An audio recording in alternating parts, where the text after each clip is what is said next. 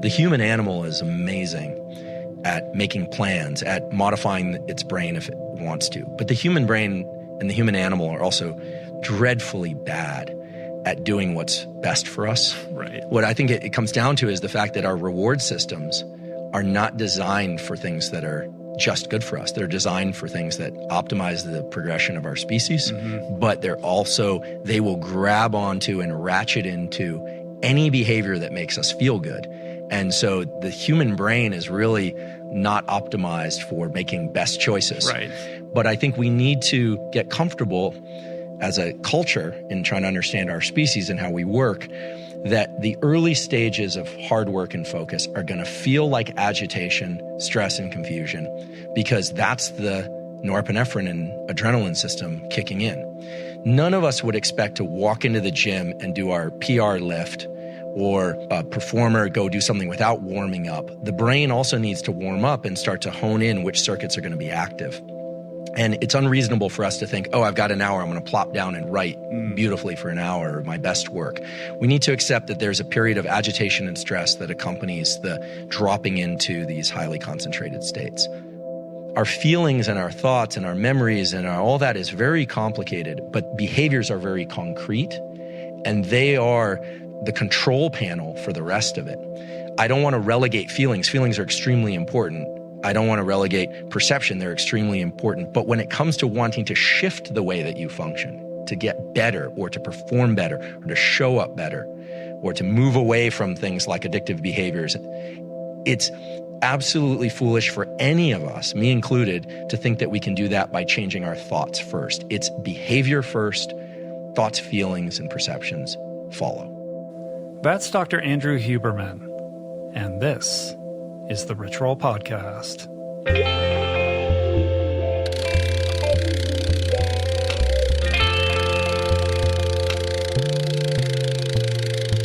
The Rich Roll Podcast. Hey people, welcome to the show. Today's episode is brought to you by Calm, the app designed to help you ease stress and get the best sleep of your life. 2020 has been a lot, to say the least. And I think we can all benefit from a little bit less stress and more sleep in our lives.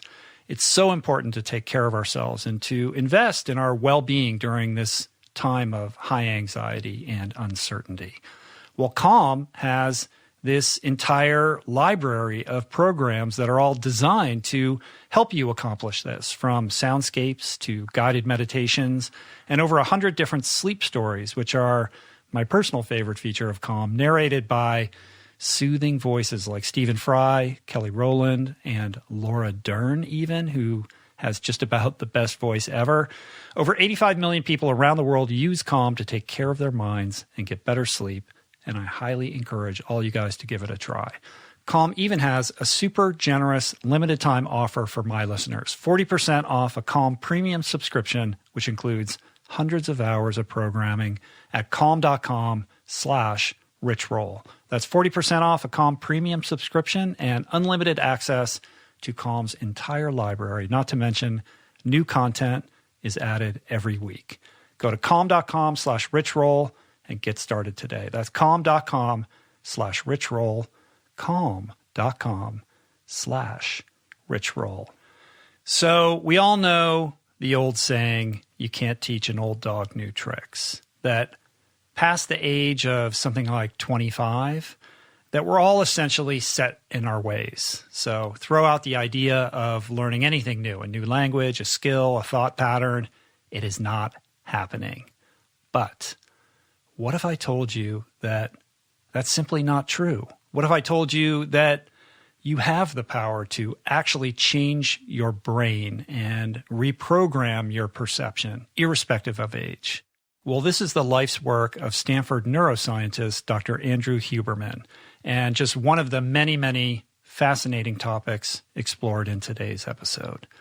As an appetizer to the forthcoming meal, we're going to start today by checking in with my friend Utkarsh Ambudkar, the ridiculously talented musician, rapper, actor, basically expert of all things linguistically dexterous that you might recall from episode 373 about 2 years ago.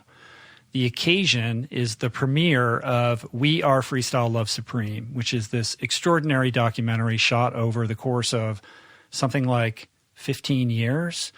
And it's a really moving portrait of a very talented group of young artists, of which UTK is a member, alongside Lin-Manuel Miranda, that began in this bookstore basement. And over time, we kind of see the honing of this incredible talent that would ultimately go on to create In the Heights and Hamilton and Freestyle Love Supreme, which just ended a run on Broadway. It's an incredible story. It's a beautiful movie. I strongly urge all of you guys to check it out. It's streaming on Hulu. Utkarsh told some of the story in our original podcast.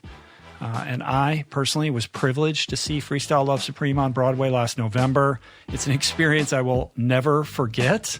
And I really just wanted to help amplify this movie and this incredible story. So I asked UTK to drop in and share a few thoughts. Well, it's good to hear your voice, my friend. I love you, man. I really miss everybody. It's been a weird time. And even though I haven't seen you in a while, I still feel very connected to you and everything that's going on in your life right now. It's been an unbelievable journey. We were just talking before recording that when you did the podcast, that was almost exactly 2 years ago, episode 373.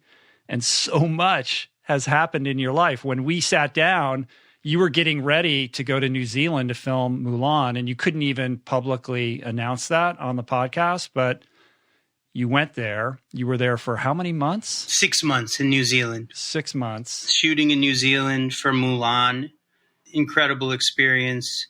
And met my now wife. You know, I've gotten married since we last chatted.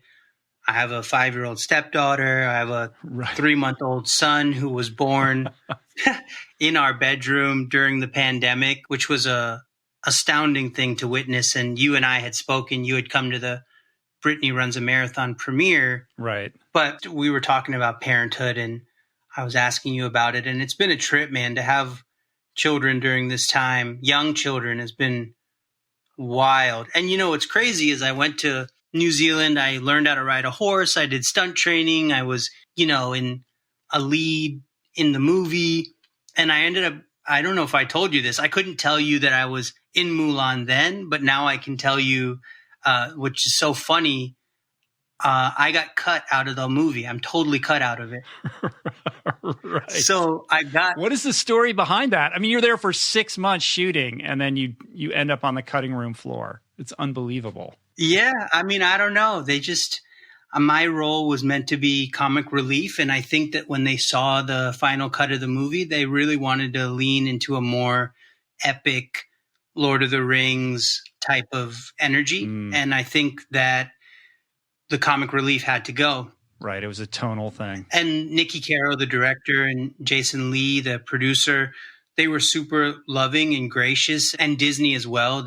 Sean Bailey over there, they've taken steps to sort of ensure that at least on the business end of things, we're still taken care of, which they didn't have to do, and which Chum Ahelipala and I like greatly appreciate.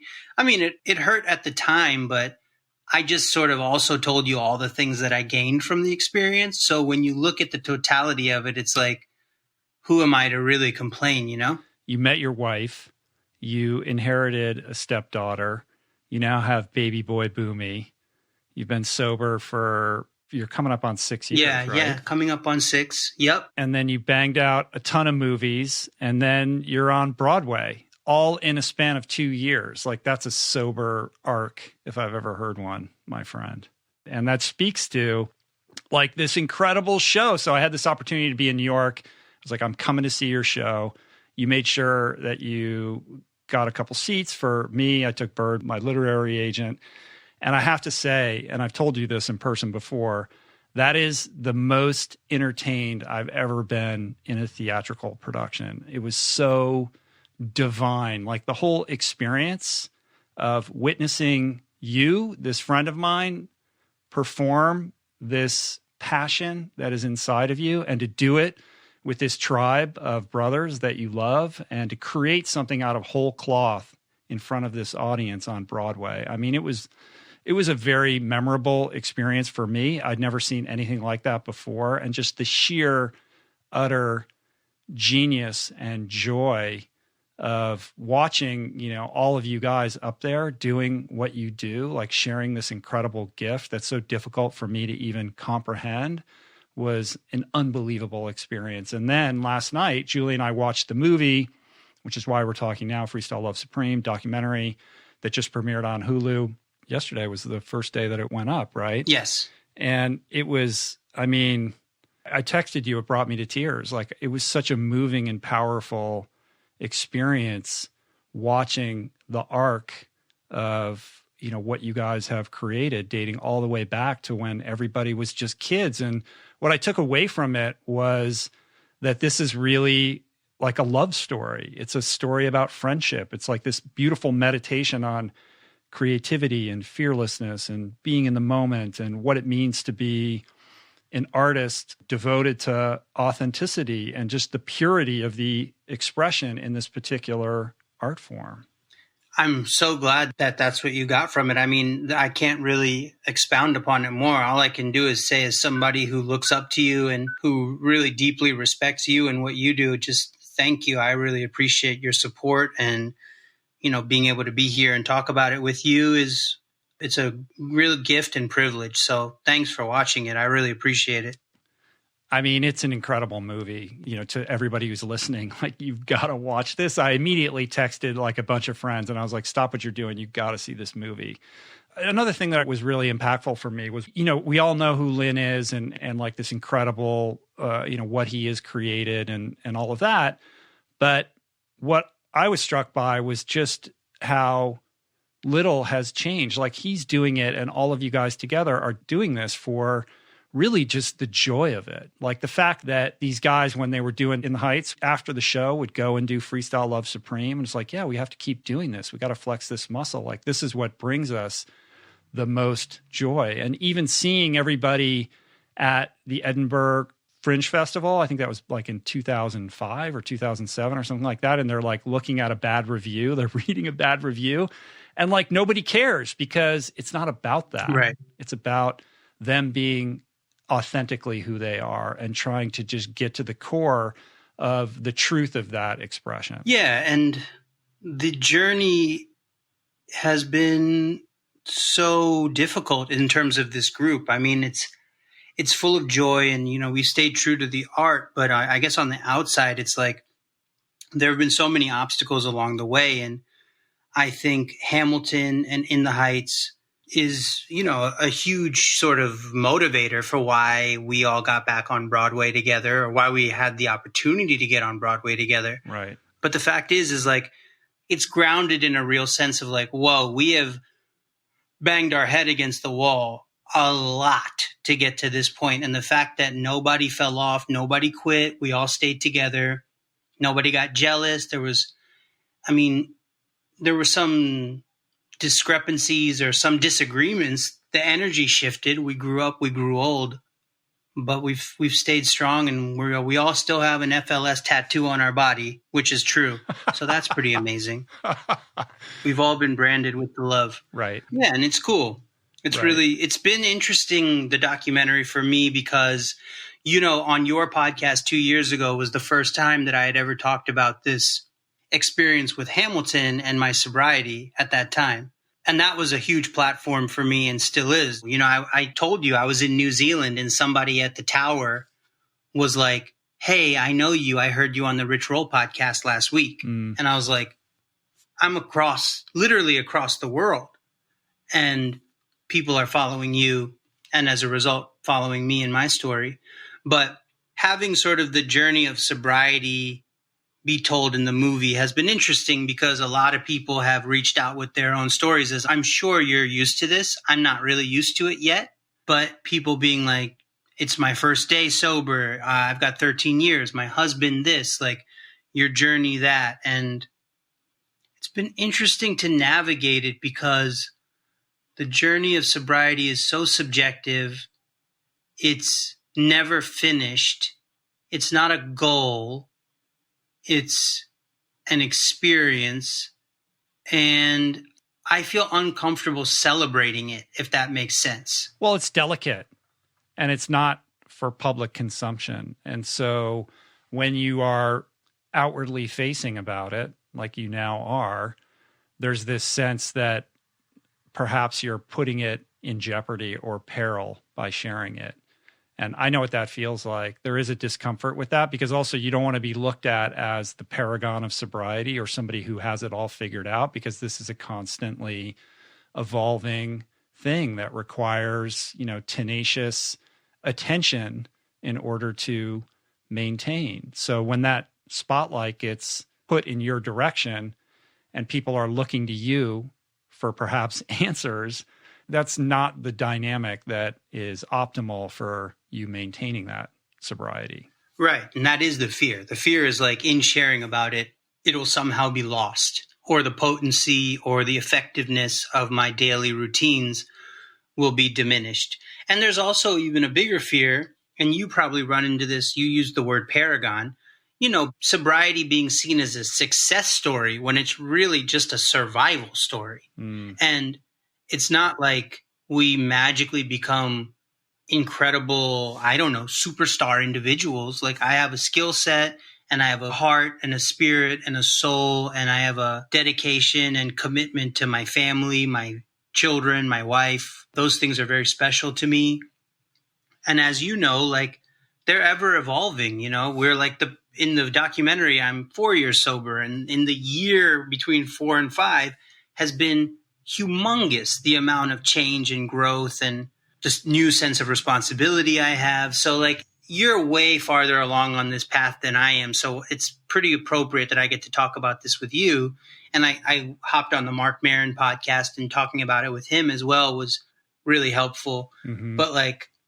But yeah, man, I don't know how you navigate it, because you're like a role model to hundreds of thousands of people.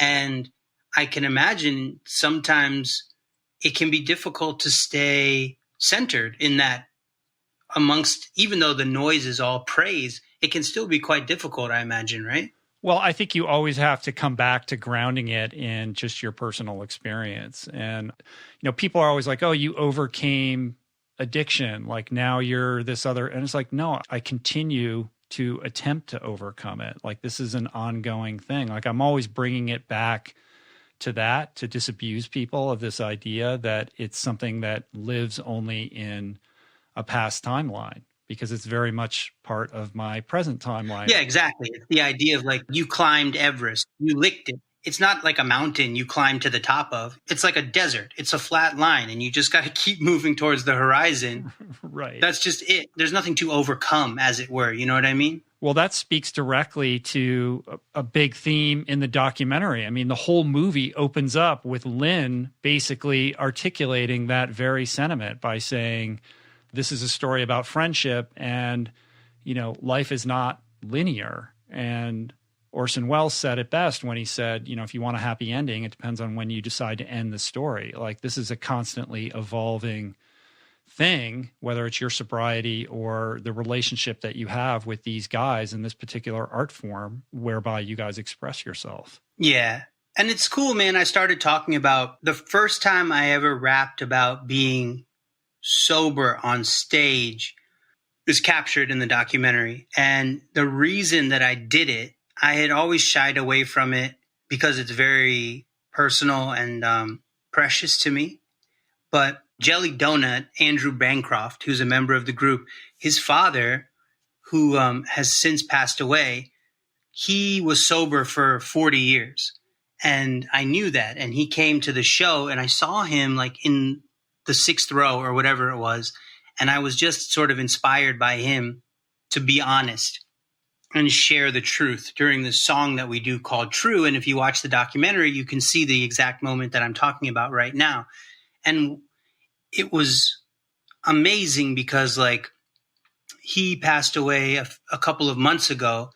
And before he did, he got me on the phone and we talked for a little while, which was kind of difficult for him.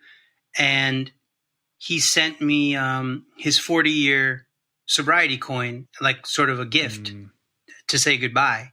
And he told me that, when I hit 40, I should give it away to someone else. And he said this in a letter.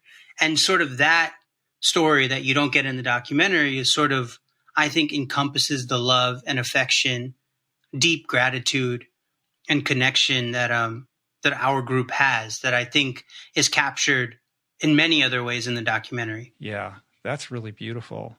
I mean, I was glad that you had a moment in the documentary where you addressed this and you talked about your sobriety and how the drinking and using impacted your relationship with these guys and your career trajectory, which is what we explored in depth when you did the podcast 2 years ago.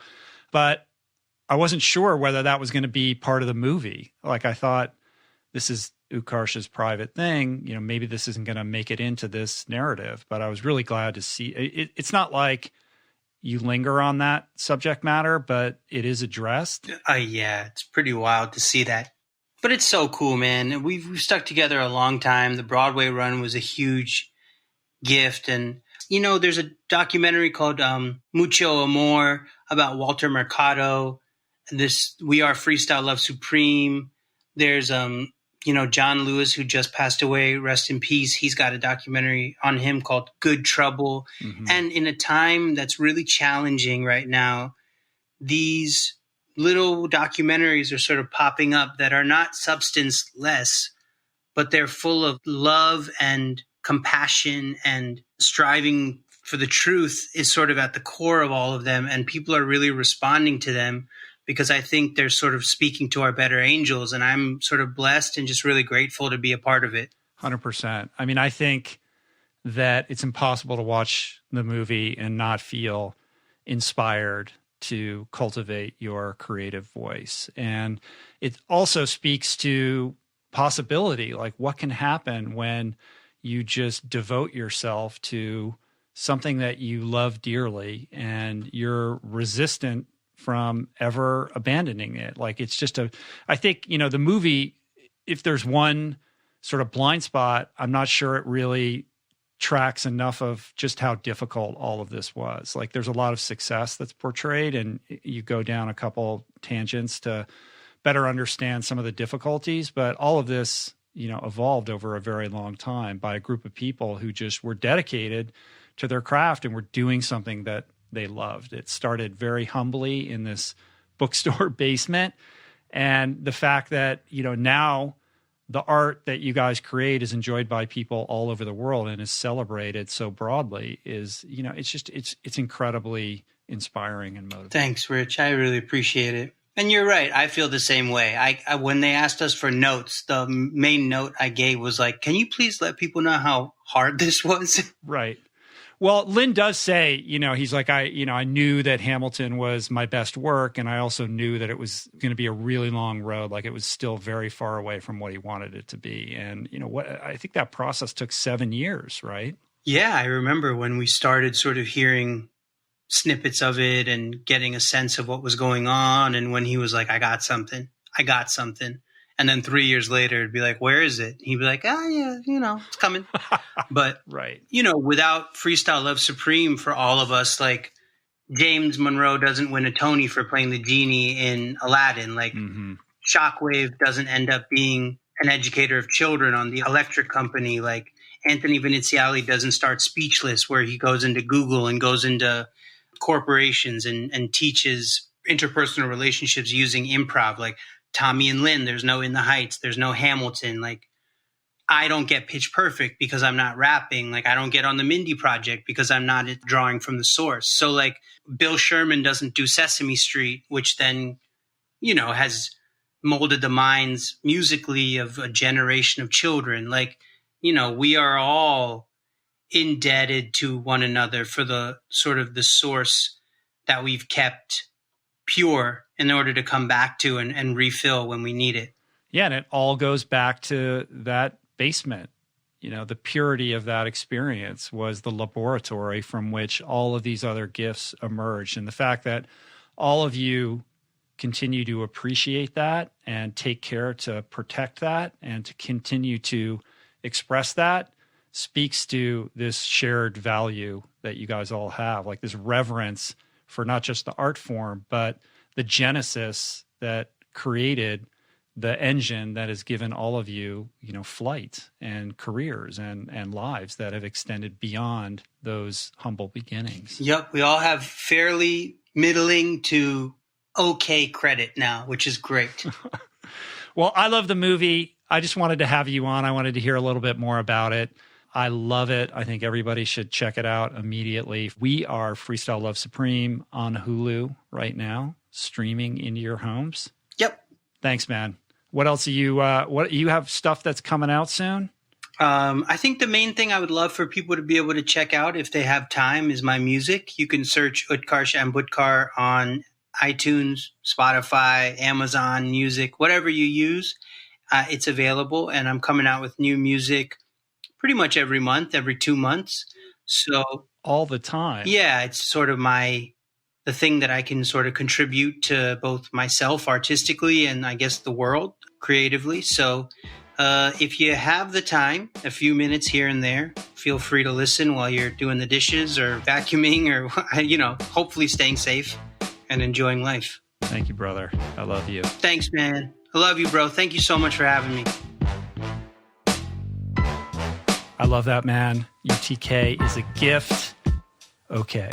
Dr. Huberman, a neuroscientist and tenured professor in the Department of Neurobiology at Stanford University School of Medicine, Andrew specializes in something called neuroplasticity, which is basically the brain's ability to reorganize and repair itself by forming new neural connections throughout life. His groundbreaking work in the Huberman lab at Stanford has been featured in Science Magazine, Discover Magazine, Scientific American, Time, and the New York Times, to name just a few. This is an incredible conversation about many things. Neuroplasticity, of course, the brain's incredible ability to modify itself based on experience, and how we can all use it to our advantage to shift our thought patterns, enhance focus, and improve sleep. It's also a conversation about his research in self-motivation and how we can hijack our dopamine systems and optimize stress to move forward in difficult situations. It's about the inner workings of our nervous systems, leveraging our physical bodies, our diaphragms, and visual systems to access certain states of mind, which is really fascinating. And it's also about Dr. Huberman's personal transformation and his very unlikely path to becoming the celebrated scientist he is today. But more than anything, this is really a conversation about simply how to better self-regulate ourselves as animals. And I think this conversation is really important right now because as a society, we have become literally biochemically addicted to many things, including entrenched all-or-nothing thinking and myopic perceptions of life. Simply put, emotions cloud our judgment. And it's vital that our society learns to understand the powerful role cognitive bias and dopamine and adrenaline play in affirming our worldviews and ultimately shutting us down to the opinions and experiences of others. Andrew teaches us that to shift the way that you function, changing your behaviors is the first step. I interpret this as simply the science that backs up my favorite mantra: mood follows action. I'm super impressed by Andrew, his story, the work that he is doing, and very grateful for the practical tools that he provides all of us with today. My hope is that you use them to better your experience of life and expand your worldview. So here we go. This is me and Dr. Andrew Huberman. First of all, thanks for doing this. I appreciate you coming out. Yeah, my pleasure. Long time coming. I'm glad we're doing it in person and Likewise. not remotely. And I think what I want to do is start with your origin story, because your path is very unlikely, your path to becoming a scientist. And I think it actually also kind of contextualizes some of the things that I want to talk about with you today. So maybe start there. Sure. So on the one hand, maybe I was fated to become a scientist. I guess the two things that are relevant there are, I always loved animals, and I've always been obsessed with animal behavior. Like, just could watch Cousteau shows growing up, Underwater Life or animals hunting, animals doing anything is just so fascinating to me because I think even at a really young age, I've always just been intrigued in sort of what drives different animals to behave in the way they do and how body form matches to, I didn't know what it was, but brains and how that all works. So I've always been obsessed with animals. And then my dad's a scientist. So he's a physicist. Was really early in chaos theory. And so growing up in our home, we had scientists over for dinner and graduate students would come over for barbecues and things like that. Is he a Stanford professor? He was at Stanford. He was mostly at Xerox PARC, which is kind of famous. If you read the Steve Jobs book, is for the development of the GUI interface, the graphical user interface, and sort of early days of the computer. So he had a lab there, and he had a lab in applied physics at Stanford, and something called symbolic systems, which is a Stanford degree in kind of ecology and computation, that kind of thing. So I grew up in this family where science was very prominent, and we had lots of discussions in our home that I would overhear and I didn't understand about physics. And we'd spend summers at the Aspen Center for Physics, which was like good times. Yeah. As so, a kid. and we were, and to be clear, you hear the word Aspen, we were a middle-class family, but they have this Aspen Center for Physics. So the Feynman, Richard Feynman was there, Murray Gell-Mann, like all these luminaries of physics, Peter Kaus. And my dad was really good at telling me the stories about these guys. And then I'd always want to meet them. And it was mostly guys back then. There weren't many women in physics. So I was kind of immersed in science from a young age. But right about age 13, my parents split up. And he moved overseas. He moved to Denmark. And my mom was really struggling with the breakup. And I wasn't in contact with him anymore. So I had this really unusual childhood where, we didn't talk about sports, we talked about science. And I had this close relationship with science and the people around science. But then all of a sudden, the structure around family, instead of dinners together every night, it was just like me and my mom. And I was an adolescent, and I was hitting puberty. So, there was bound to be some shifts in my world landscape and internal landscape anyway. But basically what happened was I stopped really paying attention to school, and I got really heavily into skateboarding and kind of punk rock music. And I found my pack or my community through like a pack and community of kids that also just were kind of parentless. So this was like late 80s, early 90s. Yeah. And so at a pretty young age, I started I grew up in Palo Alto. I was actually born at Stanford Hospital. And started taking the 7F bus up to San Francisco and hanging around in Embarcadero. For the skateboarders out there, the listeners, this is the now famous EMB crowd. So this was the birth of a huge movement of skateboarders that became professionals. So you'd see the young Danny Way would come through town, or you had Rob Dyrdek, I remember when he came through. So all these names that eventually became popular during the kind of X Games era, but at that time it was really underground. And so it was this pack of maybe 100 guys, and it was run like a little city, and it was chaos. It was like there was fights, and there was drinking, and there was lawlessness. There was also a lot of amazing skateboarding. Yeah. And there were a lot of amazing people. And there were some older guys, like one in particular, a very famous skateboarder is this kid, Mike Carroll. His older brother was kind of like the older brother to everybody, kind of kept us all in check. So it had its own unique organization. And it's actually interesting because the same thing was happening at that time in Washington Square Park in New York and at Love Park in Philadelphia. There were all these like communities of kids that were basically parentless. And so in that time, I saw some interesting things. First of all, I learned what it was to be parentless. Growing up in Palo Alto, it was like soccer games and AYSO and, swim club. And all of a sudden I realized, I don't have to be home at any particular time, or, none of these kids are going to school. And so it was a kind of big group of truants. And it was interesting because it gave me a perspective that I had never had in Palo Alto. And I was drifting further and further away from any kind of academic rigor. Right. I think I would go to school every once in a while. What's mom doing? Does she have any idea that you're going up to the city every day? So she was totally checked out. Wow. I think she was just devastated by a bunch of things that were happening. And she lapsed into a pretty serious depression.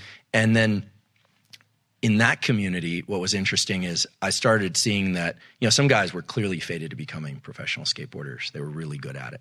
I just want to say, for full disclosure, I was not particularly good. I kept getting injured. I was not fated to be, exceptional or very good at it. But I love the camaraderie and I love the community. But I also noticed that, some people were drinking all day and other people got into hard drugs, and people started to, some of the dysfunction really started to show up. Yeah, the fracture. Yeah, the fracture begins. Yeah, exactly. Yeah. And so, and I started seeing that a lot more violence. People started getting their girlfriends pregnant. They didn't have money to support those kids. It started becoming apparent to me that there was a lot of dysfunction as well as a lot of incredible people in that community. And so about that time, I got a girlfriend. And the other thing was I got removed from high school. So I went to kind of the famed / infamous high school in Palo Alto, Gunn High School. Oh, you went to Gunn? I went to Gunn, which is famous because it's one of the most academically rigorous schools in the country, maybe the planet. People move to the area just to send their kids there. But it also has this very complicated reputation as the highest suicide rate of any school in the country. The New York Times has written about this. So I would come to school every once in a while, but I could tell you far more about the curbs in the front of the Gunn High School parking lot than I could about anything that I learned at Gunn. Yeah. So when they say you were removed, I mean, you were expelled. No, basically they just said you need to either start coming to school or you're done. So I got shifted to another high school, and that was the same story. It was a mess. It just fell apart. And so at one point, I was brought in. I have a kind of vague recollection of this, but I was brought in to have a discussion with a school counselor. And I don't think I've ever told this story before. And there was someone sitting in the corner. This guy was sitting in the corner, and he didn't introduce himself. And pretty soon I realized, I was like, I think they're going to take me away. Like I started to realize, because they realized my mom wasn't really able to control me, wasn't really in a place to support me at that time. And that's what they did. They took me away. They took me to a place up the peninsula, which was not a jail, and it wasn't a hospital. It was just sort of a place where they put kids that were like some kind of juvie warehousing situation. Yeah, a lot of psychologists, a lot of locks on doors, a lot of kids that there were 12 of us in there at any one time. It was locked down. And the first night there, I remember I had a roommate who was like really into cutting on himself, that kind of thing. And he told me, he's like, look, if you just do what they say here, you'll be out of here in like a month. And if you don't, you're going to be here a very long time. And I remember being pretty frightened for the first time. And at that point, I was like, oh my goodness, like, this is bad. This is bad. I'm a long way. It's so hard for me to imagine. I know. And this, given who you are and what you do now. I know, and it was literally like the kind of one phone call a day kind of thing. So actually, I was skateboarding for a company in San Francisco. I think they put me on out of sympathy, and I called this guy up and I said, "Look, they locked me up. I don't know what to do. Can you help me?" And I'll never forget. I don't want to say his name. He goes, "You're the most normal guy I know." He's the least likely of that crowd exactly. for that to happen. So in any event, I was permitted to go back to school eventually, provided that I went to therapy.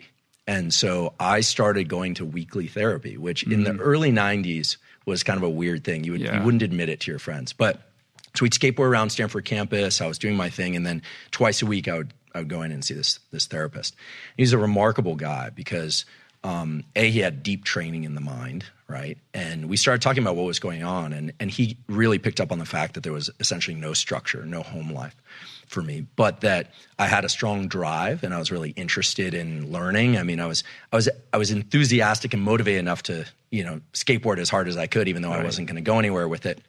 So at that point, and the fact that I had a girlfriend, I started looking for something that I could do. And I started, at one point I thought I'd join the fire service because it seemed like the camaraderie was good. At that point I started strengthening my body a bit because I didn't want to keep getting hurt. So I started running, I started lifting weights. A football coach at Gunn actually turned me on to fitness. It's actually an interesting guy. He wrote the script for that movie, Mr. Mom. Do you remember that movie? Oh my God. Yeah. Because his wife bet him that he couldn't do what she could do, which was stay home with the kids. And he was this big, strong football coach. And so he made her a bet and he lost. And so he wrote that script. Michael Keaton played so he taught me, he was like, look, you can't even do a pull-up. You need to start doing your pull-ups. You need to start running, and he said the fire service might be good for you. So I was spinning out, but there were people that were willing to kind of, point me in the right direction. So what ended up happening was my high school girlfriend went off to college, and I didn't, I didn't know what I was going to do. So I actually went and I lived in the parking lot outside her dormitory. I just wanted to be near her. She was my family at that point. A college locally, or she was at UC Santa Barbara. Oh, so you drove down, and I just drove down. Wow. I just camped out in the parking lot, and I was starting to get into some martial arts and Thai boxing then. So I think I was teaching some Thai boxing self-defense stuff on campus and doing this kind of thing. And by the end of that year, I realized that I should probably apply to college. So I applied to UCSB, and somehow I got in. Lord knows how I got in. I did, because I did eventually graduate high school, barely. Got in, and then after a year, I just completely flailed it. I wasn't going to class. I was getting into fights. A lot of that kind of mischief and kind of wildness was still in me. And what ended up happening was I got into a physical altercation on July 4th, 1994 with like a bunch of guys.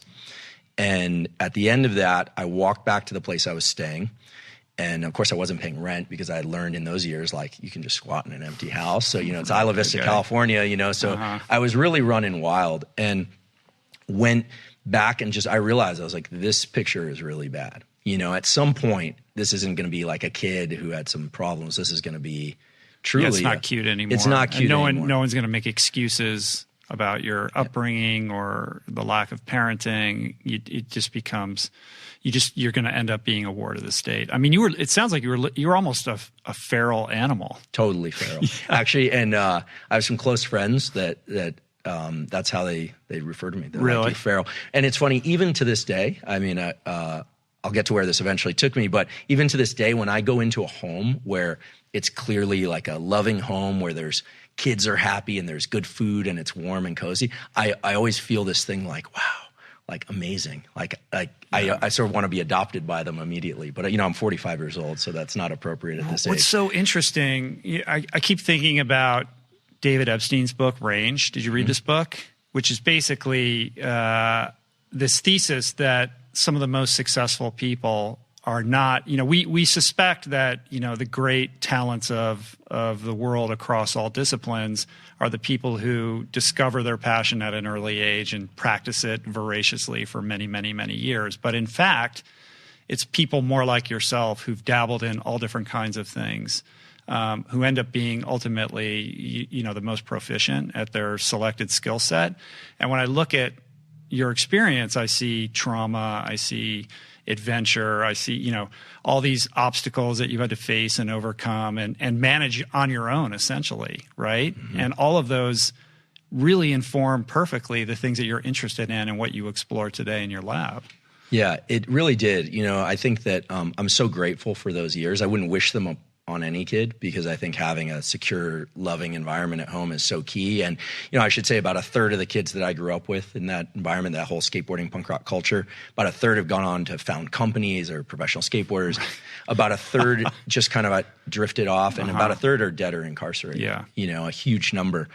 And so there's real value in having a support system. That's clear. But it exposed me to all these things like addiction, schizophrenia, rage, like all of these incredible elements. Like, I was never really into drinking and drugs. I could drink or not drink. It just wasn't, I wasn't drawn to it. But other people, they took one sip and it was like, that was their thing. Right. It was like the magic elixir for them. And so, I was observing what was happening. And then after that, that July 4th, 94 incident I realized this is it. It's now or never. It really was one of those moments. You hear about those moments, but it was me realizing I'm living in this squat. I've got a pet ferret. My girlfriend's gone. She broke up with me. She was smart enough to break up with me. I'm getting in fights. I'm working at a bagel shop. I can barely make ends meet. And at that point, I just made the decision. I just said, okay, look, I'm not going to be a professional athlete. I think I'm pretty good at memorizing things. I think I have an interest in people. I'm going to just decide. I just decided to do school. I decided that was the track. So like some people pick the military because it's like if you know what to expect, at least in terms of the passages that you're going to go through. And for me, that was school. And so I had decided to get back in school. I moved into a studio apartment by myself. I quit partying completely. I didn't go to parties.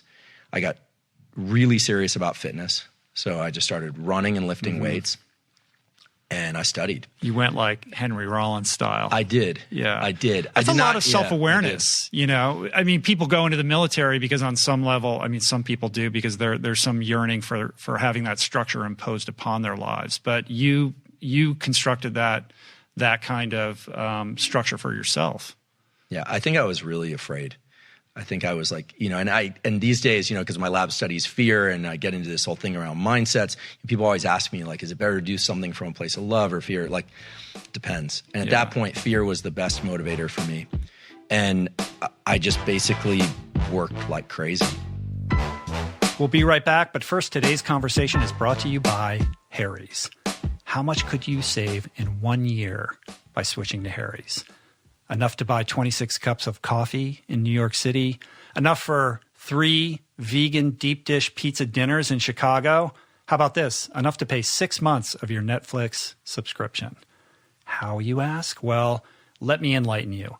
Harry's is more than just a razor. It's a shaving experience. By cutting out the middlemen, Harry's is able to deliver high-quality, durable, German-engineered razor blades as low as $2 each, a fraction of the price of leading brands, saving you hundreds of dollars over time. But Rich, you have this crazy huge beard now. You can't possibly still be using Harry's. Oh no, I say to that. Dare I remind you that I am a cyclist and a triathlete? Keeping those gams gleaming means I go through far more razors than the average male, which makes me an expert. I love the close shave. I love not having to overpay at the drugstore, and I love how replacement blades just seem to miraculously show up on my doorstep right when I need them. And right now, Harry's is donating $1 million worth of shaving supplies to hospitals across the U.S., which is pretty cool.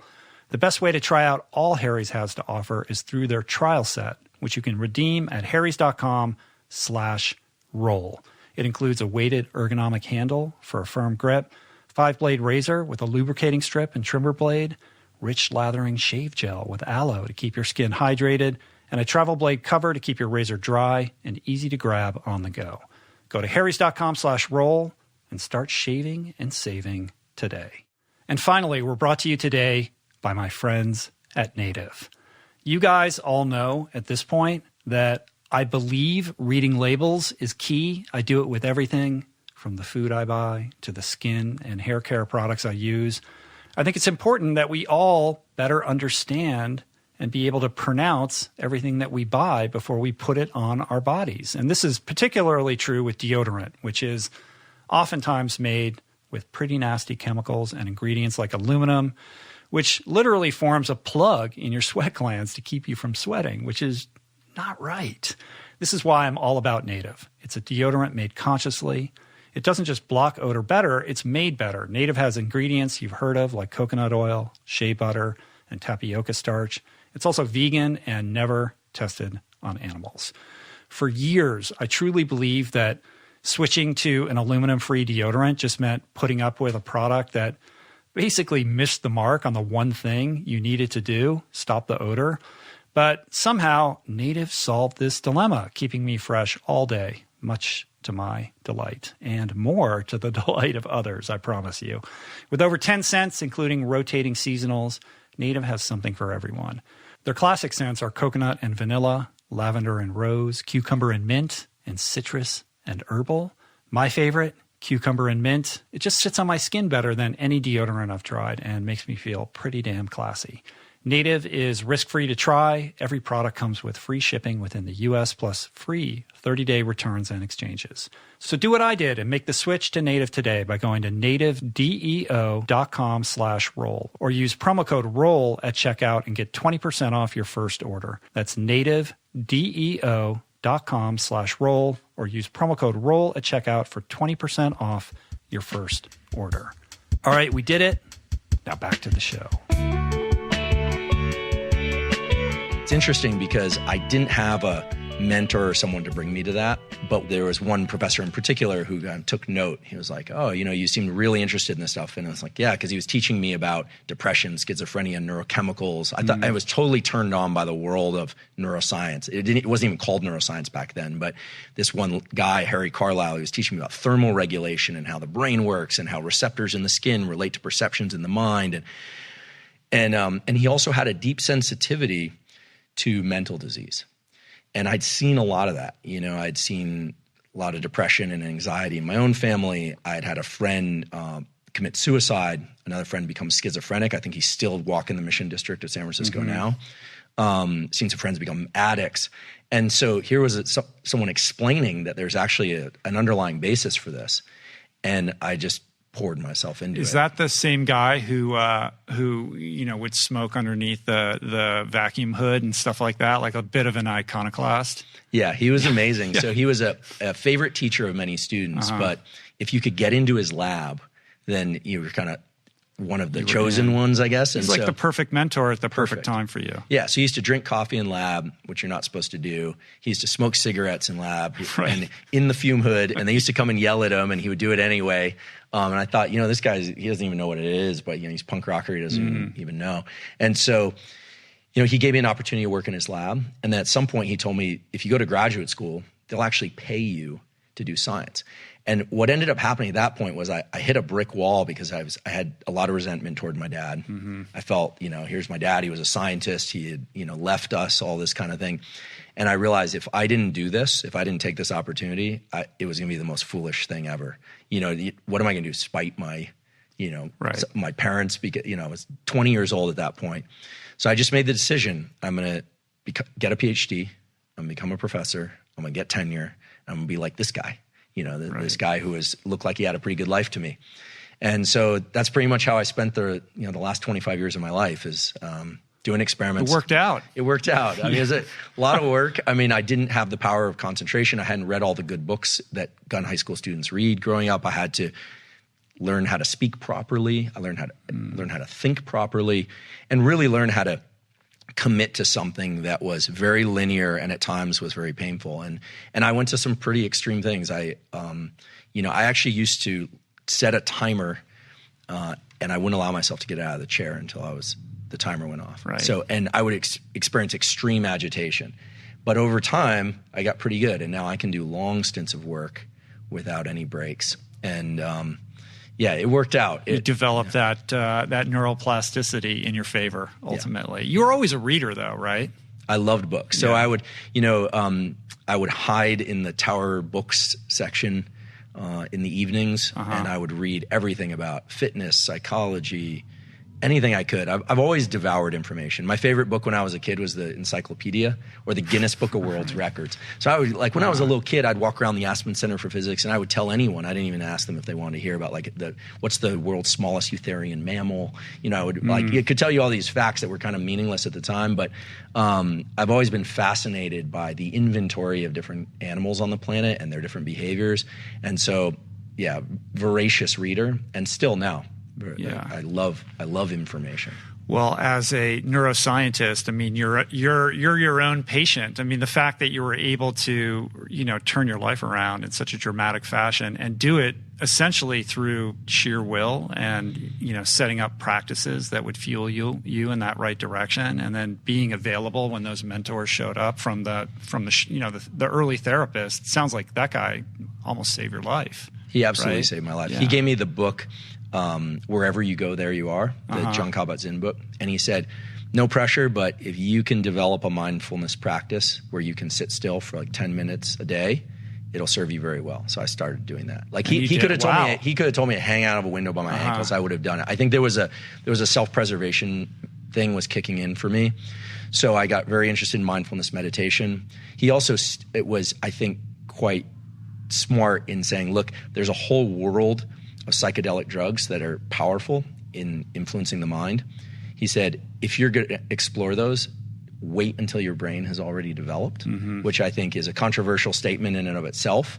So he actively discouraged me to go down that path, which I think was the right thing, given I was a minor, And nowadays there's all this discussion now about psychedelics and their power, and I think they are very interesting compounds. But he really steered me towards behavioral practices. What could I do each day from waking up to going to sleep that would serve my mental health and my productivity well? Right. Yeah, I owe him a tremendous amount, and especially because he wasn't just in the psychoanalytic theory. He also was cognitive behavioral. He understood the power of practices, not just discussing issues.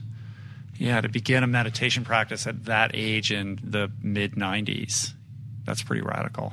Yeah, I felt it was funny because I thought if I didn't sit in the lotus position, like I wasn't doing it properly. Back then there was all this stuff around it. It was very mystical. And in my family, because my dad's very conservative and my mom's a little bit more of a free spirit, I was taught that anything that related to hippie culture was doomed to fail and cause problems, and that anything that was related to like conservative culture was fated to advance the progress of humanity. Right. And it turned out neither one was true, of course.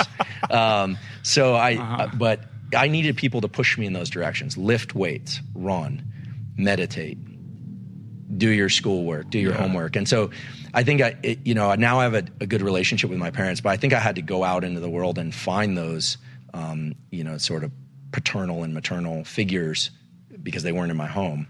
I needed to find those. Do you look back on your upbringing with gratitude? Like, how do you reflect on that experience and how it informs, how you think about what you do now?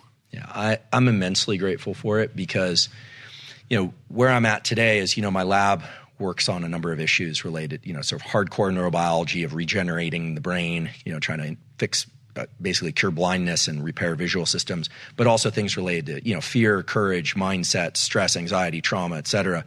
And the early seed of seeing how science is done definitely gave me an advantage. I won't lie. Seeing how scientists interact and behave and understanding that they are just people, because a lot of what was discussed in my home was about the people, not just the science they do. That really gave me an advantage. And then seeing all that dysfunction and realizing that the human animal is amazing at making plans, at modifying its brain if it wants to. But the human brain and the human animal are also dreadfully bad at doing what's best for us. Right. Because of this, what I think it comes down to is the fact that our reward systems are not designed for things that are just good for us. They're designed for things that optimize the progression of our species, but they will grab onto and ratchet into any behavior that makes us feel good. And so the human brain is really not optimized for making best choices. Right. And so those years of seeing all that dysfunction. I can testify to that. Yeah, it's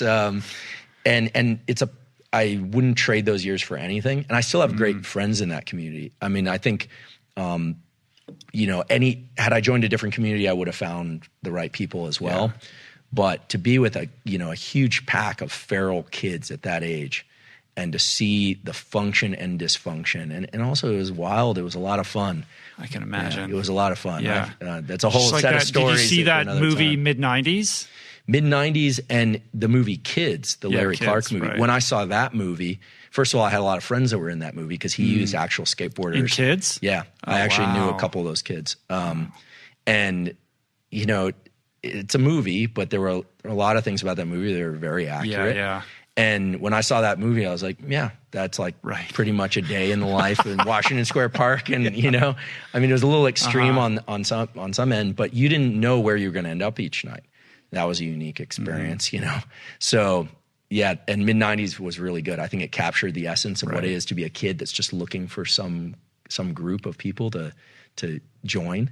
And skateboarding is a unique sport because you get young kids and grown men, and now women and girls do it as well. It didn't happen so much then, but now there are a lot of great, awesome skateboarders that are female, but they're all hanging out together. You wouldn't find that in soccer. You're not going to get little kids playing with grown men. Yeah. So you get exposed to a lot because everyone's at different developmental stages. But yeah, it was an amazing thing. I wouldn't change it for anything. That's cool. Yeah. Well, let's segue into talking about the brain, and maybe we could start with how you think about the brain specifically. Like, what is the brain? What does it do? What does it not do? It helps us survive. It's our portal into trying to make sense of the world. Like, what's the starting point in the discussion around the brain? Yeah. So the brain and nervous system. So it's like brain, spinal cord, connections with the body, and back again. I don't distinguish between brain and mind. I think that's like an 80s discussion or earlier. And I think it would take us down the wrong track. So brain or mind to me is interchangeable. Mind-body is kind of interchangeable because the brain is connected to the body and the body's connected to the brain, right? If I pinprick my hand and it hurts, my brain registers it, where it happens. It's kind of an irrelevant discussion now. I think we really need to just appreciate that the nervous system is designed to orchestrate all the processes in the body, not just thinking and not just behavior. And really can be divided into 5 things. So there's sensation, and sensation is really bound or restricted by the receptors in the body. So receptors in the eye that perceive photons, light energy, receptors in the skin that perceive pressure, touch receptors, smell, taste, hearing, etc. And the interesting thing about sensation and the fact that the nervous system needs to pay attention to sensation is it's non-negotiable. The nervous system of humans is designed to extract physical phenomenon from the universe that are non-negotiable, photons of light. I can't see in the infrared with my eyes, and I can't see ultraviolet light with my eyes, and I can't perceive that because I don't have the receptors for it. So other animals can perceive some of those things, but that leads us to the next thing, which is perception, which is which sensations are you paying attention to? So all the time you're sensing things. Like right now, your feet are sensing the contact with your shoes, but you're not thinking about it until I say that, and then you shift your perception. Right. So perception is like this spotlight. So the brain wants to constantly bring in sensation. It's non-negotiable what's coming in. It's just dependent on your environment. Perception is negotiable. You can control that because I just said shoes and you thought about your feet and there you are. Then there are feelings, which can be a little bit nebulous, but feelings are a link between our emotion and it generally invokes the body, sensations in the body and concepts in the mind of what those sensations are about. That's really what emotions are. Animals definitely experience them. I'm kind of appalled to think that 10 years ago, people were like, do animals have emotions? Of course they have emotions, right? Because those are bodily sensations merged with some perception. So of course they do. And then there's thoughts. And thoughts are interesting because thoughts happen spontaneously. Think about like a web browser that's constantly giving you pop-ups. But thoughts can also be deliberate. So you and I can decide right now that we're going to think about a plan for something, or we're going to think about what's going on in the world. So thoughts happen spontaneously and they can be deliberate. And then the final thing is behaviors and actions. So the nervous system is responsible for sensation, perception, feelings, thoughts, and behaviors. And what's interesting, you start to think about that as you're like, okay, that's a lot. But what is the nervous system really trying to accomplish? Like on any given day or at any moment, what's it trying to accomplish? And it's really trying to accomplish one thing, which is to take perceptions of the outside world and merge those with perceptions of the inside world, what we call interoception, and to link those in a way that's operating on our environment in the appropriate way. So what do I mean by that? So if I'm feeling anxious and I'm in a very calm environment, I'm going to perceive that rapid heart rate and kind of feeling of agitation in my body as inappropriate for the moment, right? And my goal then as an organism is to adjust my level of what they call autonomic arousal or alertness down. If I'm at a great party or I'm at a wedding or it's a celebration or I'm at a protest or, then I might feel that my level of alertness is appropriate for my environment. So the nervous system is in this constant dynamic interaction with the outside world and trying to figure that out.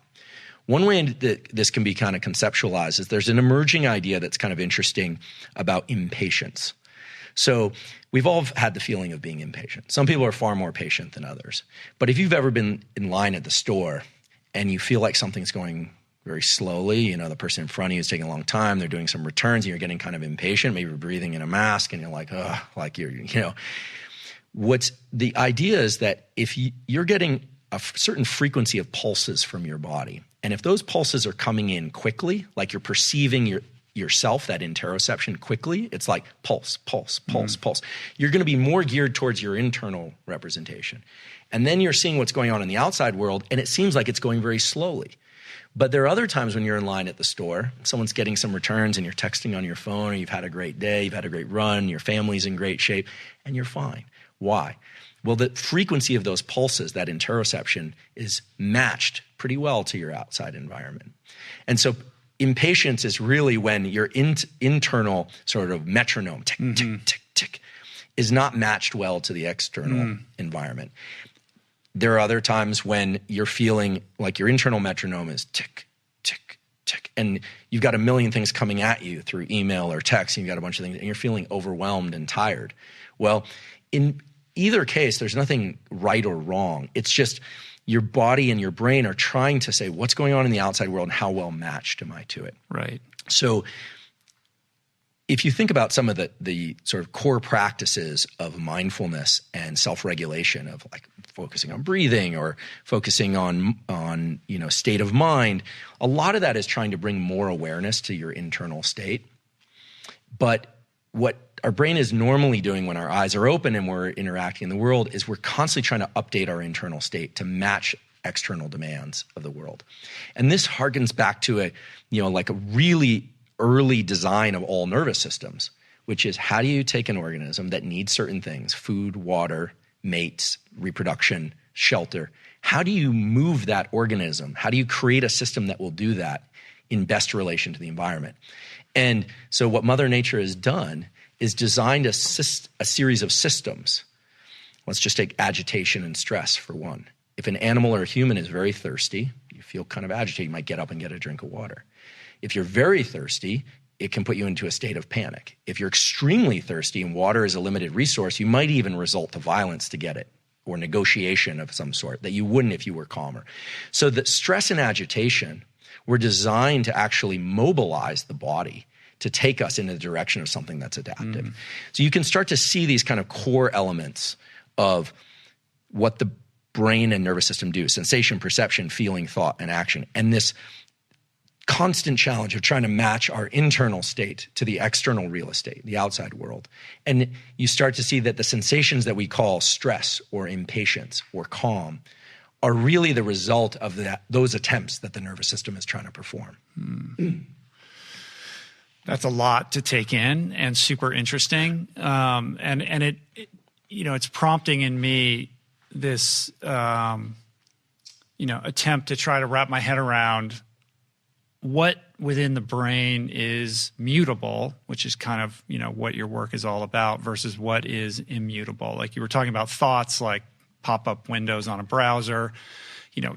Sometimes our brains are just doing what they do, and that there are things that we can do, like mindfulness and breath work and the practices that you're talking about, hypnosis, which is another thing that you're, involved in, to help us manage better that process, to kind of take the reins and be more in charge rather than be prey or victim to these kind of things that just occur without our conscious awareness. Mm-hmm.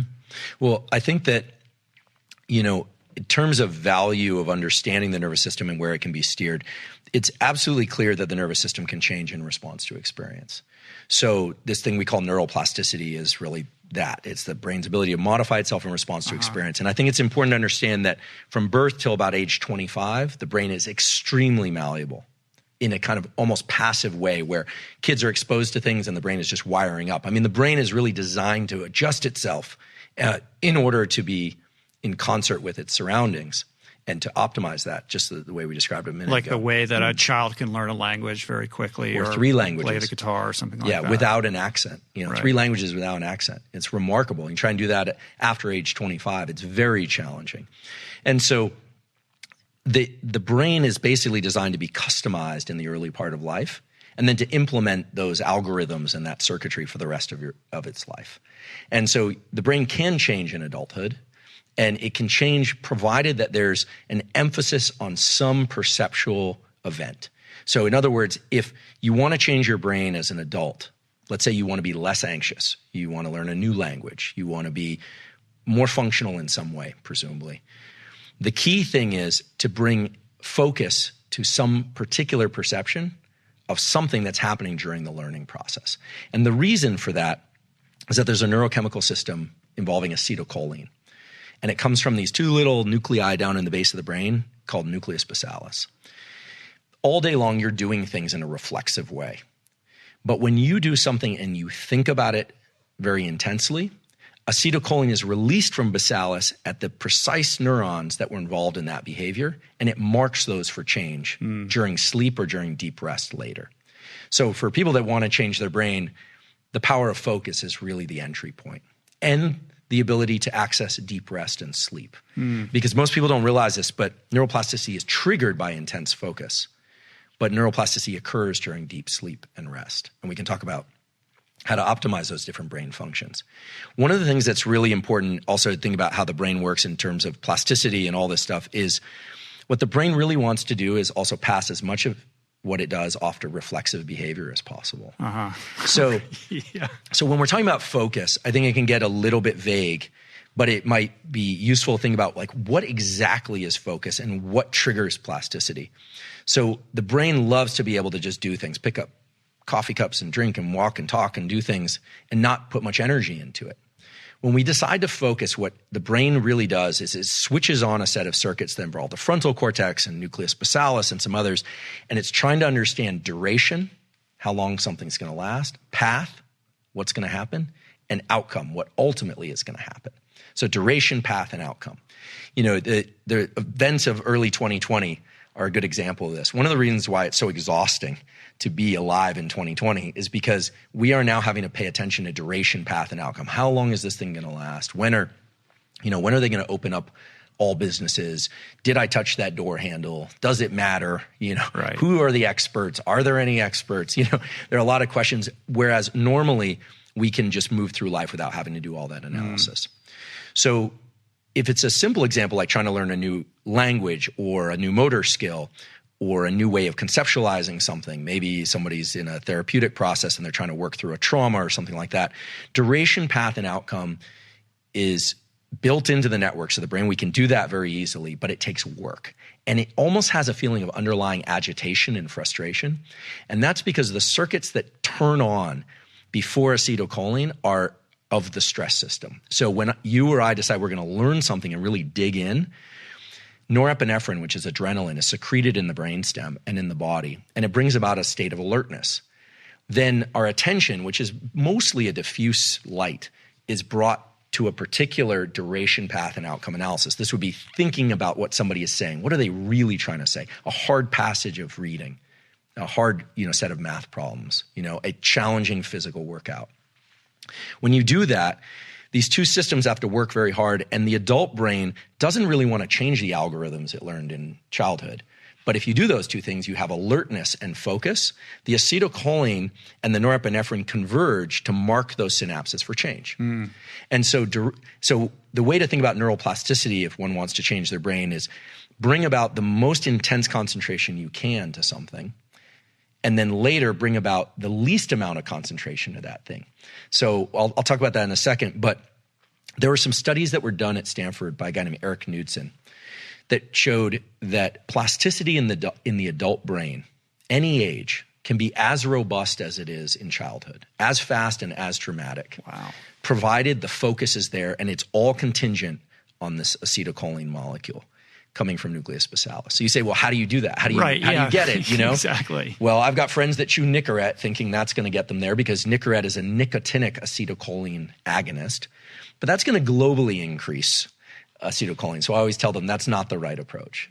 The right approach is to bring as much focus to a behavior or to a thought or to an action pattern. And there has to be a sense of urgency. So what Knudsen lab showed, and another lab at UCSF, Mike Merzenich's lab showed, is that if there's a serious contingency, like in order to get your ration of food each day, you have to learn this thing, the degree of plasticity is remarkable. Right. But if there isn't an incentive, it just isn't going to happen. So these circuits in the brain that Mother Nature set up are designed to be anchored to a real need. And people always say to me, well, should I do something out of love and a real desire to learn, or should it be out of fear? But either one works. The sense of urgency is just acetylcholine. It's norepinephrine. That's all it is. The brain doesn't have a recognition of whether or not something is pleasurable or not until later. Once you start accomplishing your goal, the reward systems like dopamine start kicking in.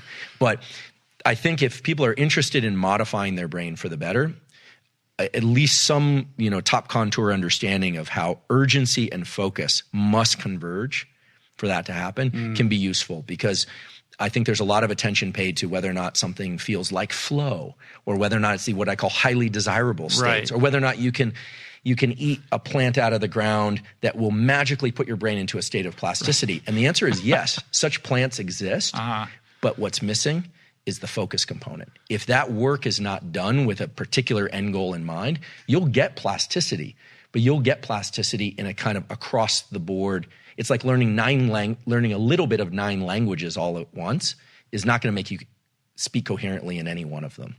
So focus is the key. Right. I mean, this idea of flow is so much in the vernacular now. And, my sense is that people are trying to measure their level of engagement against some sort of theoretical idea of what it's like to be in that flow state. And if they're not experiencing it, they feel like they're doing it wrong, or they feel guilty, or they beat themselves up. And for me, a lot of it is just hard work. Like right now, I'm trying to finish this book. And I should have been working on this book for like the last 9 months, right? And I just couldn't get it together. Like it's a collaborative project, so there's a lot of different people that are involved in this. And they've been working diligently, sort of daily, putting this thing together. And I've just been focusing on the podcast and been unable to immerse myself in this project, because I know from past book projects, when I go all in, like the addict in me kicks in, and it's like, it just becomes my universe. And I've been completely paralyzed from taking that on. And so I've dithered away most of the quarantine without being productive on this project. And then about 10 days ago, we had a meeting and we established this deadline at July 10th to turn this thing in. And it was like a switch got flicked and I went all in, and it's all I can think about now. And in fact, everything else feels like extraneous and a distraction. I just want to get back so I can focus on this thing. And 10 days ago, I couldn't get myself into that position. And it's made me think about like what is going on in my brain that, it's such a drastic state change. And what did I do to switch that? Well, a deadline was imposed upon me, and whatever happened neurochemically with that set in motion like a chain reaction of events that got me into the chair. And once I began the project, for me, it's all about like momentum, right? It's like getting to the starting line and beginning is so hard. Like I will just go forever without doing it. And then I'm in, and then I'm all in 110%. And I'm like, why can't I be that person who just worked on it, an hour and a half every day for the last 3 months? Well, I can offer some potential explanations. I can relate. And none of it involves a flow state. Right. It's all hard. Yeah. And, I'm friends with Stephen Kotler. I think flow, and I think the Csikszentmihalyi, who originated this thing of flow, is really interesting. But I say right now, the most we can say about flow mechanistically is backwards, it spells wolf. We don't really understand flow. Mm-hmm. Now, people have come up with these theories. It's like hyperfrontality. I haven't seen the data, and I'm not picking on anybody. I'm putting that out there as a prompt for people to discover this. I think that, and to work on it. I think it's a really interesting, highly desirable state. But I think we need to get comfortable as a culture in trying to understand our species and how we work, that the early stages of hard work and focus are going to feel like agitation, stress, and confusion, because that's the norepinephrine and adrenaline system kicking in. None of us would expect to walk into the gym and do our PR lift, or a performer go do something without warming up. The brain also needs to warm up and start to hone in which circuits are going to be active. And it's unreasonable for us to think, oh, I've got an hour, I'm going to plop down and write beautifully for an hour, my best work. We need to accept that there's a period of agitation and stress that accompanies the dropping into these highly concentrated states. Now, in terms of the reward that accompanies the feeling that we're funneling into that groove of being productive in one regime, like for you writing this book, the dopamine system is really important to understand. So we've talked about norepinephrine kind of gets you going. Acetylcholine is the spotlight of attention. The dopamine system is Mother Nature's hardwired ancient system in all animals, including humans, to put us on the right path. Now, a lot of people talk about dopamine as this thing that you get when you publish the book, or when you get the book deal, or when something wonderful happens, like your child's born. And that's true. But dopamine's main role is to be released anytime you achieve a milestone or you think you're on the right path. And when the dopamine system is tethered to a particular pattern of focus, remember duration, path, and outcome. So it's like, okay, you sit down, maybe you don't get much text out, but then the next day you get 800 words of really solid text and you feel good. You're like, I'm into this. What does that dopamine system do? The dopamine system takes the norepinephrine, which is normally rate limiting, like at some point, there's so much norepinephrine that you quit, and we can talk about that. It's actually the substrate for quitting. Dopamine can push that adrenaline back down, and give you more room, more space to do duration, path, and outcome work, highly focused work. And I'm making duration, path, outcome synonymous with highly focused work. Why would this happen? So let's think about an animal. Let's think about a deer that wakes up and is thirsty, and it's wandering out looking for water. That animal needs water. It doesn't know that it needs water. It experiences agitation, the same way that a baby feels agitation when it wants food, but it doesn't know it needs food. It just feels agitation and cries, and the caretaker comes, hopefully. That deer is now foraging for something that it needs. And let's say it smells water, because deer can actually do that, and arrives at a stream and takes a sip of water. There's dopamine release then that puts it on a path to maybe a larger lake or something of that sort, or to be able to go achieve food.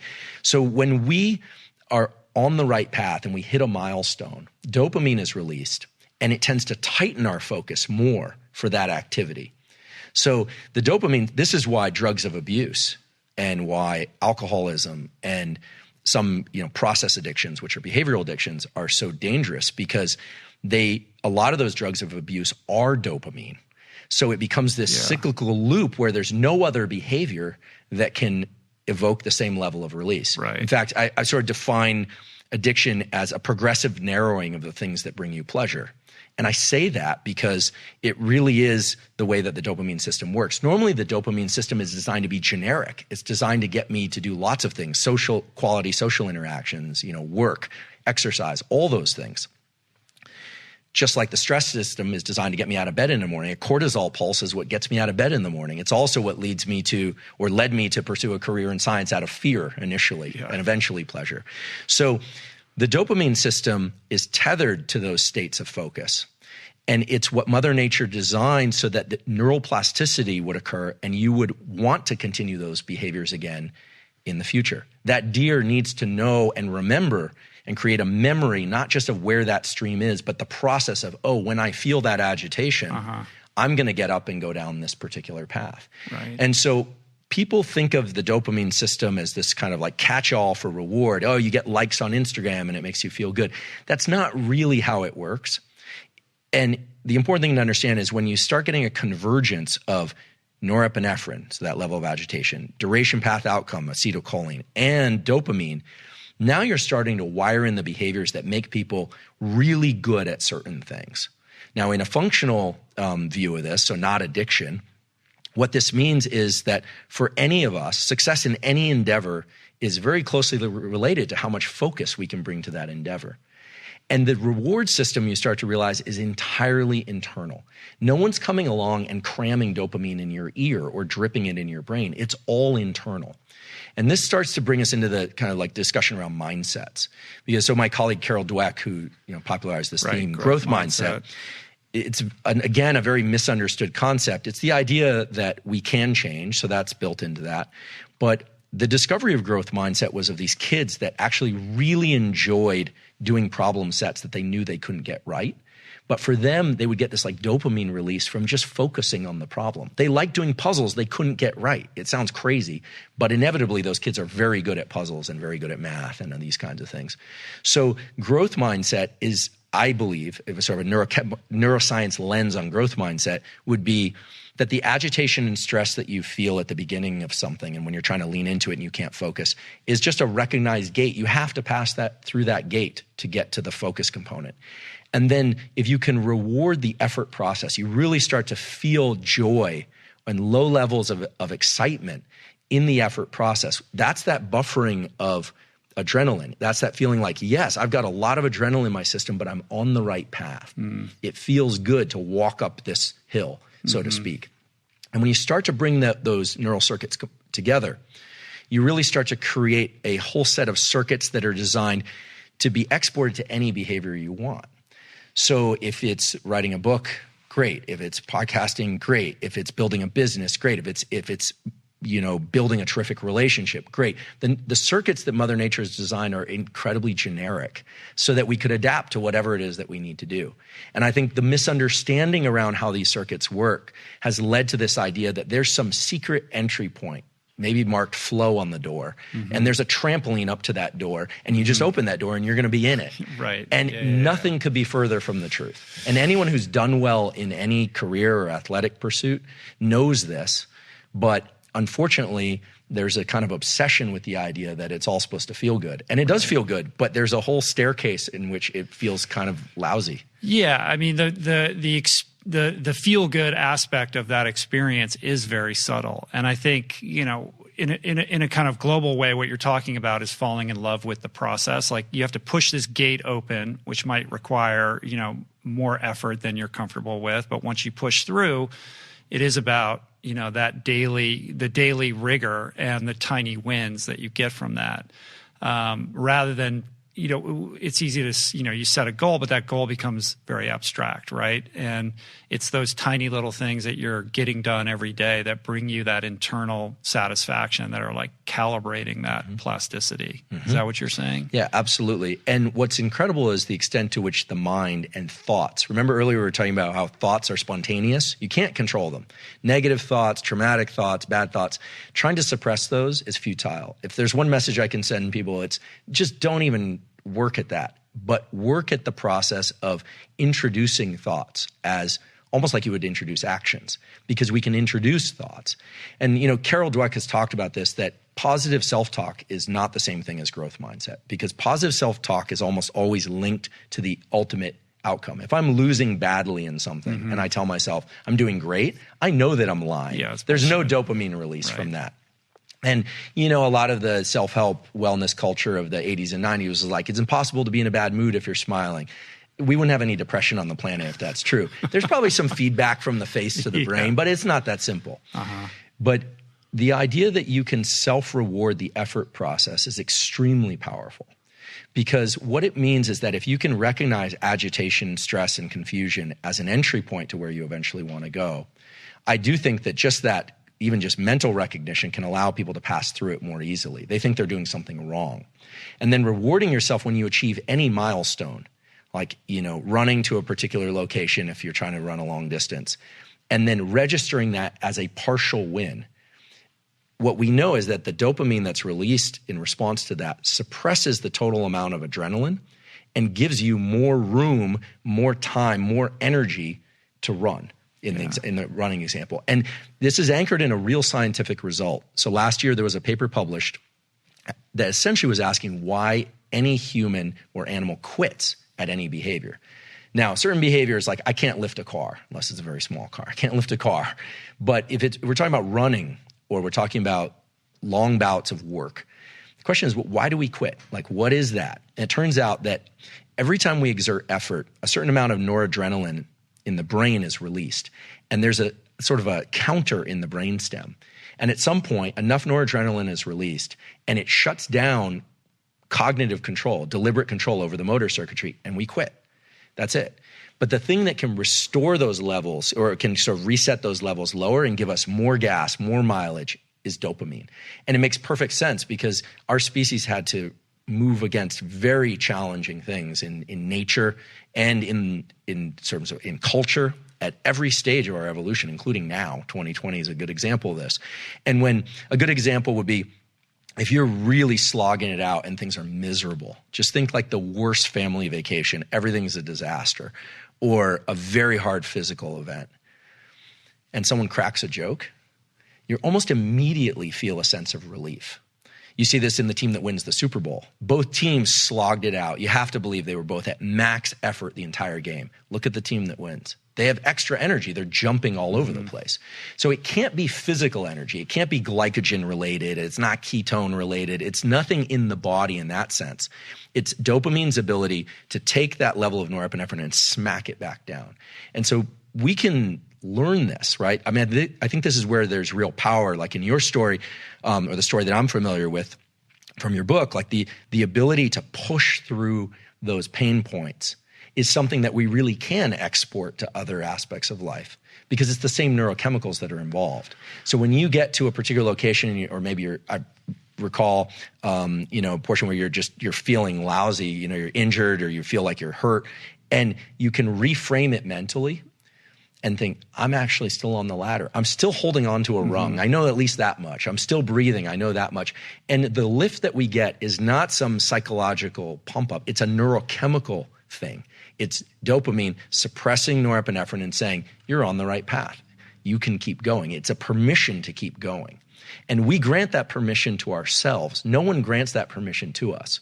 I think one of the other kind of misconceptions that we want to dissolve is this idea that external rewards can actually propel us down long paths of success and high performance. They can't. No, that's internal a sustainable rewards. Fuel source. Yeah. I have a friend from the SEAL teams, and somebody asked us recently, we were given a talk, and somebody said, how can I make sure that I continue to self-reward and I'm not driven by these external rewards? How can I continue to have that drive? And his answer was very good. He said, give away all the external rewards. Now, not everyone can afford to do that. It's just about you and you. It's just you and you. And the more attached, there's a famous Stanford study done at Bing Nursery School, probably not far from where you were in the dormitory. There's a little nursery school in Escondido Village. And they did this study where they looked at kids that liked to playing during their recess. It's all recess in nursery school, but they're drawing. And they took the kids that really like to draw, and they started giving them little gold stars on their drawings. And then they like the gold stars for a kid. That's an extrinsic reward. And then they stopped doing that. And the kids stopped drawing. They associated the good feeling of doing it with the external rewards. Right. We have to be very cautious about how much of our internal dopamine we attach to external rewards if we want to continue to grow and pursue and focus and work hard. If you just want to get to some place and cash in, then fine. But most people find themselves in a pretty miserable place because their dopamine was so attached to external rewards, they need more and more of that. Well, the why has to be deeper than that. I mean, the thing that I kind of always default to when I hit that breaking point, or, I'm training or I'm racing or whatever, and I'm at that stage where it's just like I can't go any further, the first thing I do is I reflect inward on why I'm doing this to begin with. Like, what is the value system that I'm trying to tap into? What is it that I'm trying to express? Like, what got me to this point? So it's a reminder. And then I just say, well, I'm just going to get to the next lamppost, or I'm going to, get to the next intersection, or whatever it is. I break it down into the tiny, and I'll quit after that. Like, the more I can just root myself in the present moment and distill it down into the tiniest of digestible chunks, that's the only way I can, continue to move forward. And I've learned over time that the more I do that, then, suddenly I'll find myself in a different mental, like it will shift, right? Just because I feel that way in that moment is not determinative of how I'm going to feel 10 minutes later. Absolutely.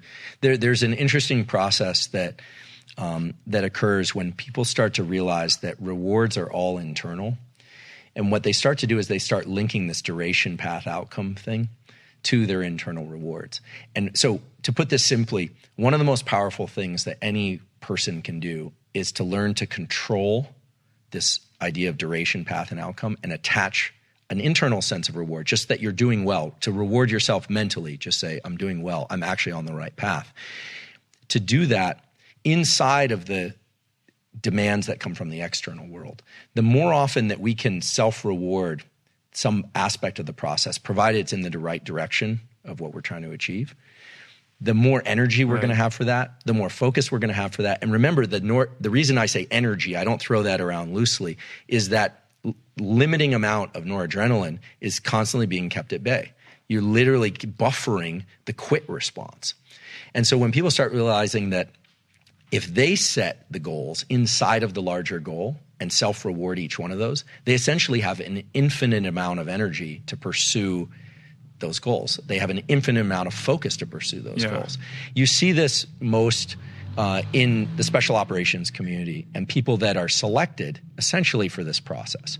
So one of the things that's been intriguing to me, I have some friends from the SEAL teams, and I don't begin to really understand the real work that they do deployed because I've never done that kind of work. But I've always been intrigued by the selection process, the so-called BUDS process, right? Because carrying logs and getting in cold water and all that, that's not really how the work is. That's really not what the work is about. So the selection process is interesting because everyone shows up fit, motivated, and convinced that they're not going to quit. I mean, I think like there might be a couple people that just show up, but everybody is absolutely convinced. And then a very small subset of them make it through. And I'd be willing to bet that the ones that make it through, of course, they're gritty and resilient, but they all are essentially, right? So that's necessary but not sufficient, obviously. Otherwise, everyone would make it through. The people that make it through somehow are able to tap into a process. Maybe it's a reward process. Maybe it's through self-punishment. Maybe it's through self-reward in the positive sense. But they're able to control something inside an environment that is not controlled by them. It's controlled by the instructors. And I've always been struck by the fact that in order to get through, you just have to not quit. Remember, people aren't being deselected. They're not saying, get out of here, you're not good enough. People are deciding that for themselves. Right. And so it's interesting because it brings about a real world experiment of people who are quitting. And I believe they're quitting because they can't manage these neurotransmitters.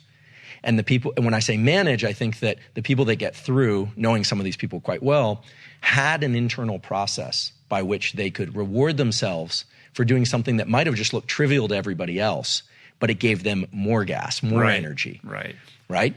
And what's interesting is the process, the kind of unconscious genius of the BUDS process is that they've picked two sensory events that are across the board challenging for everybody. One is cold water, which is great because most of the time it can't kill you, right? It's not like heat, which can kill you.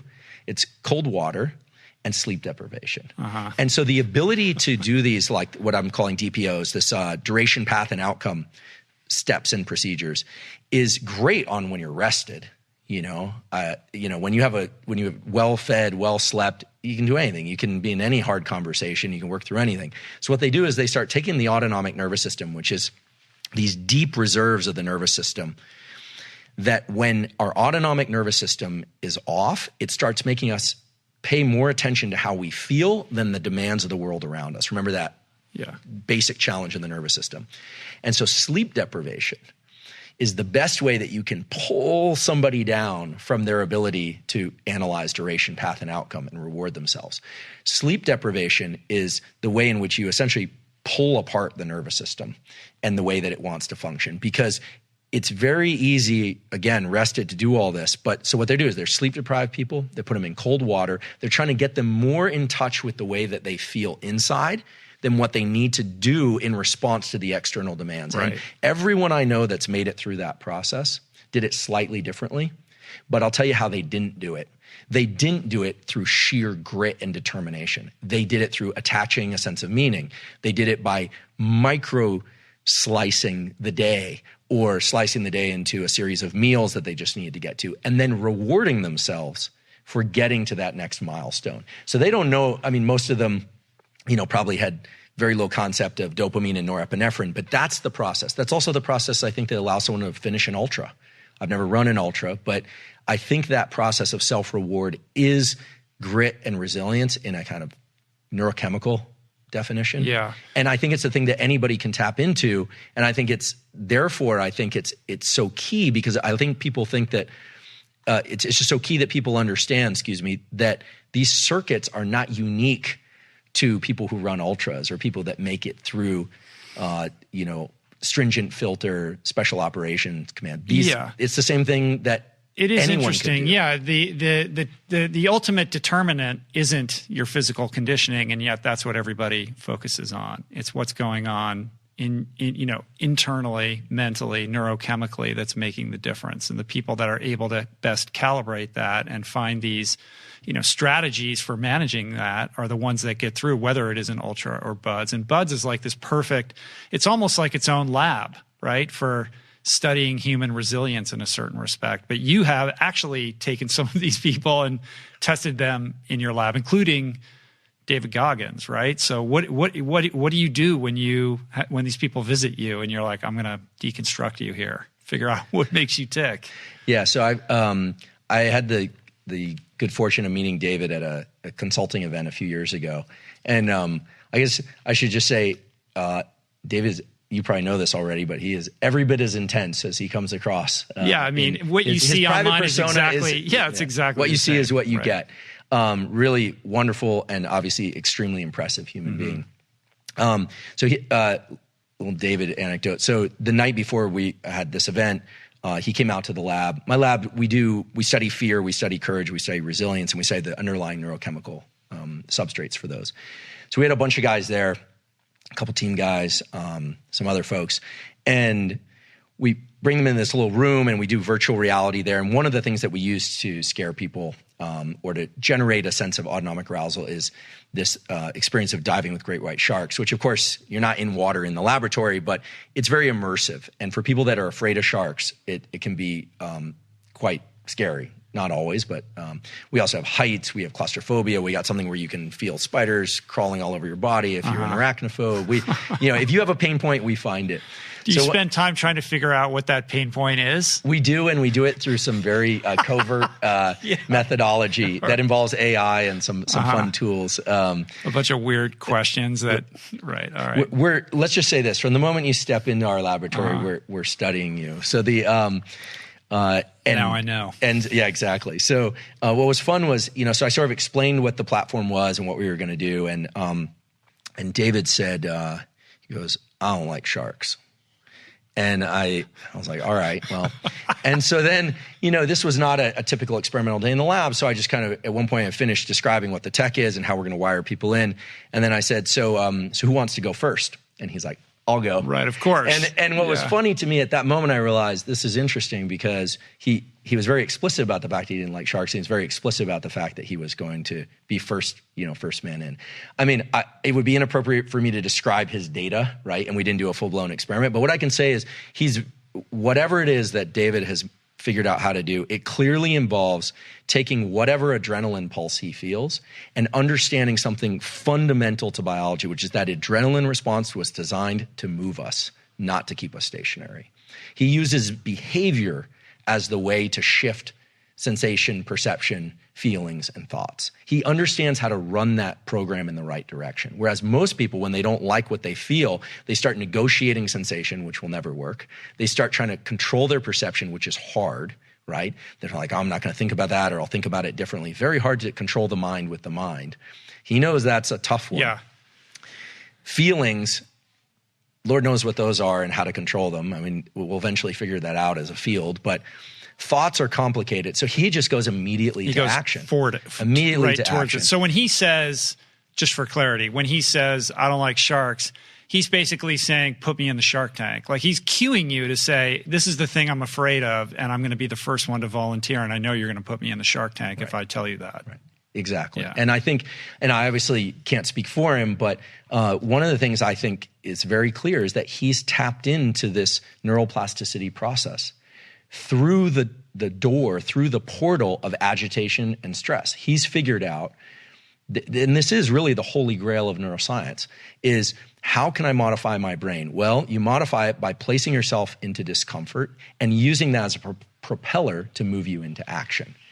And, a couple years later when David was working on his book and I heard the book was coming out, I think I saw a pre-release announcement. I texted him and I just said, look, I'm really excited to see your book. And he said, oh, great, thank you. It'd be great if you'd write something about it, like an endorsement. I said, oh, I'd be honored to. I'm happy to. And he said, but I need it tonight. Right. And this was Saturday at, I think it was like 10:30 at night when I texted him. So I said, great, well, I'd be happy to. I won't do it now. He said, I need it by midnight. So I sit down and I start writing this thing. And these are short blurbs, but I kind of realized that, you want to get it right. It's David and, my name's next to it and I want to do it justice. So I'm sitting down, I'm working on this thing, and I text him, look, I'm going to be a few minutes late. No problem. Finally, I send him the thing at like 12:30 at night. And he's like, oh, bro, thank you. I promise I'll send you a copy, this and that. And I was like, grateful, thank you. And then I realized that that time he was living in New York. And I said, wait a second, where are you? He said, New York. And I said, it's 3:30 in the morning. And he goes, yeah, I'm going running. Of course. And I realized at that point, I was like, okay, it's undisputable. This guy lives the persona that he projects into the world. And even that day, that consulting gig, there was a 4 o'clock lag and he was like, no, let's keep going. So he's figured something out. And I think that his enormous popularity it's earned because he's figured out that it really doesn't matter if you come at something from a place of joy and love, and that would be wonderful. But there's a whole other set of ways to approach this that involve slogging through the discomfort, the doubts, the wish for things to be different, and starting with behavior. Yeah. And it's incredible because if you think about sensation, perception, feeling, thought, and behavior, actually the way to control our nervous system and feel the way we want to feel is to run that backwards. Behavior, thoughts. So if you change your behavior, then generally your thoughts, your feelings, and your perceptions change.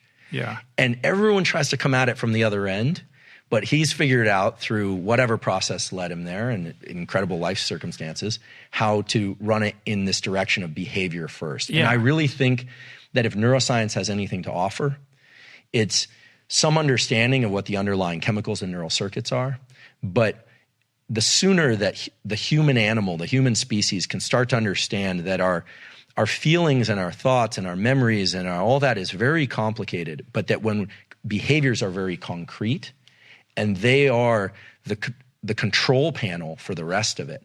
I don't want to relegate feelings. Feelings are extremely important. I don't want to relegate perception. They're extremely important. But when it comes to wanting to shift the way that you function, to get better or to perform better or to show up better, or to move away from things like addictive behaviors, it's absolutely foolish for any of us, me included, to think that we can do that by changing our thoughts first. It's behavior first, thoughts, feelings, and perceptions follow. Mood follows action. Mood follows action. This has like been my mantra forever, and I swear by it. And David's example illustrates that act first. He's developed so much neuroplasticity that it's reflexive for him to just move towards the hard thing or the challenge or the discomfort, right? And now the science establishes that this is indeed the case. And yet our programming, our default hardwiring is to put us in this place where we want to ruminate on all this stuff and wait until we feel like doing something before we do it or check our motivations for it. But anytime I'm in a funk or I want to change my state, I have to move forward. I have to do something with my physical body in order to shake things up and, rearrange whatever's going on mentally. So, and it works every time. It works every time because the brain circuits, meaning sets of connections and chemicals, they're there from birth, they're there your whole life, and they were designed for that. So in 2018, a graduate student in my lab published a paper in Nature showing that in the face of a physical threat, there are three options. You can obviously freeze, you can retreat, or you can move forward. And the moving forward response actually triggers activation of a connection in the brain to the dopamine circuitry of the brain and makes it more likely that you're going to be able to move forward in the future.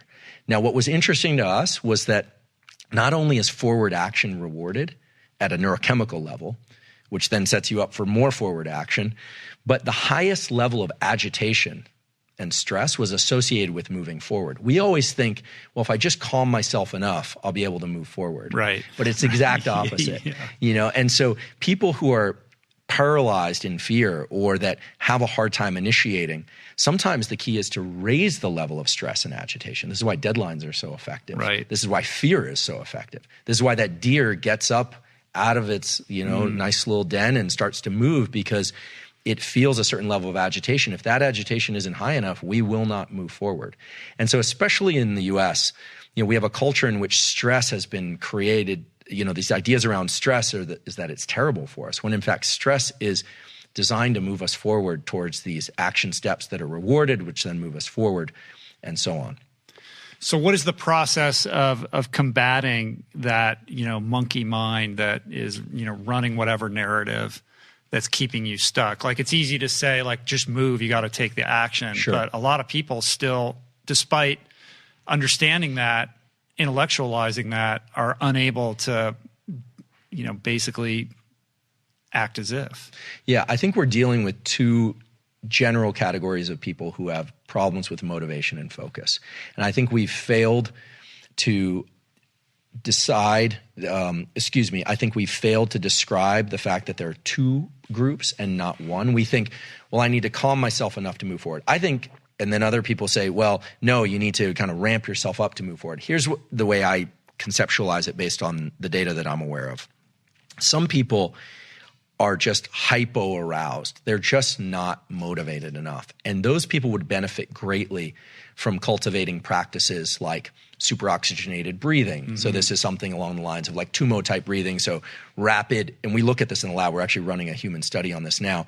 So 25 or 30 deep breaths through the nose and out through the mouth, then exhaling the breath and holding, learning how to self-generate adrenaline. That's what you're doing when you're doing that. Some version of the Wim Hof technique. Or that's what that is. Brian McKenzie talks about. Right. An ice bath is doing the exact same thing. Stimulating adrenaline response. It actually improves the immune system. There's a published paper on this. Releases adrenaline, which buffers the immune system against infection. But getting good at taking yourself from low energy to higher energy. And then learning how to compress your focus. And I'll talk about the focus thing in a minute. Some people are so agitated, the monkey mind, they got too many things going on and they're thinking, okay, they're trying to sit down and write. I suffer from this. And I'm feeling like, wait, I've also got this person I need to connect with. And I'm kind of being drawn off course by not being able to put the blinders on. For people that have that issue, I think learning how to calm the nervous system is very powerful.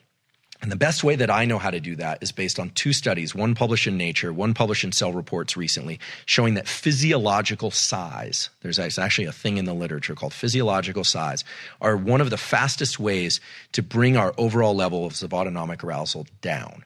And a physiological sigh is 2 inhales followed by an extended exhale. So it's like,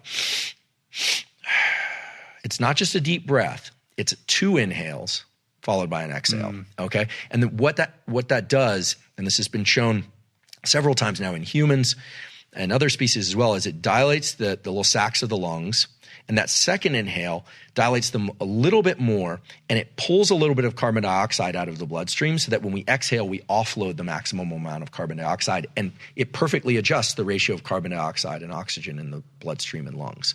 And sometimes it only takes one of these double inhale exhales. Sometimes somebody needs to do 2 or 3. But that's the fastest way to bring the autonomic nervous system down. A lot of people need such a tool because I think we talk a lot about meditation and tools for calm. And, I can go to Esalen for a weekend and get a massage. I'm going to feel very good. But then when I'm thrown back in real life, I need something that's going to work in real time, what I call a real-time tool. And most people don't know how to control their autonomic nervous system because it's complicated. I can't control my liver function. I can eat. That will calm me, but that has complicated, issues with it too if I'm just eating to calm myself. So the diaphragm is the one skeletal muscle organ that was internally, right? We've got obviously skeletal muscles designed to move things. It's a skeletal muscle organ, unlike the spleen, the liver, the heart, et cetera. It was designed to be moved voluntarily. And these physiological sighs are actually occurring fairly regularly during sleep to adjust our levels of carbon dioxide and oxygen. And there's a recent study showing that in claustrophobia, this is the breathing pattern that people default to try and offload that carbon dioxide. So whereas there are a lot of really interesting breathing techniques, Wim Hof, Brian McKenzie does great work, Patrick McEwen, Laird and Gabby, the tons of people doing really interesting things out there. My lab has been focused on what are the neural circuits that are designed to achieve particular states that happen to impinge on and capture diaphragm function. And so the reason I think breathing is so powerful is that everyone has a diaphragm, and it's the immediate link to the body. A lot's been made of the vagus nerve. The vagus is the path between the body and mind, but the vagus is very slow. The vagus nerve calming is what you experience when you eat a really rich carbohydrate-rich meal, or you've had a long day and you put your feet up and you're finally relaxing. It takes minutes to hours to kick in, whereas the diaphragm is real-time control over your brain state. So the brain knows what the body is doing by how fast the diaphragm is moving. It knows its overall activation state. So when you breathe quickly, those 25 or 30 breaths, the brain says, oh, I must be alert. I'm going to start secreting some noradrenaline. And when you breathe slowly, that level of noradrenaline drops down.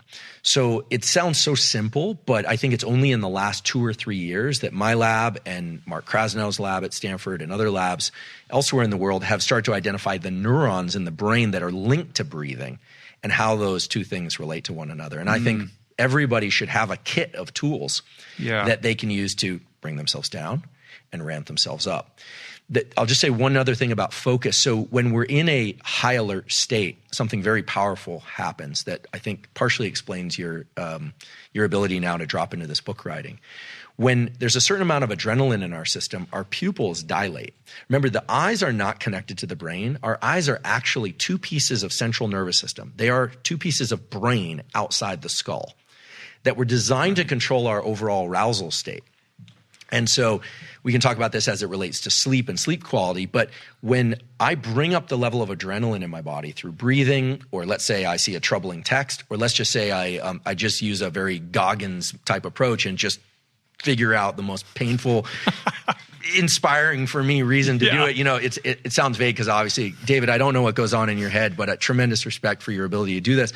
But he just ratchets himself out of that ditch and puts himself in motion. The pupils dilate.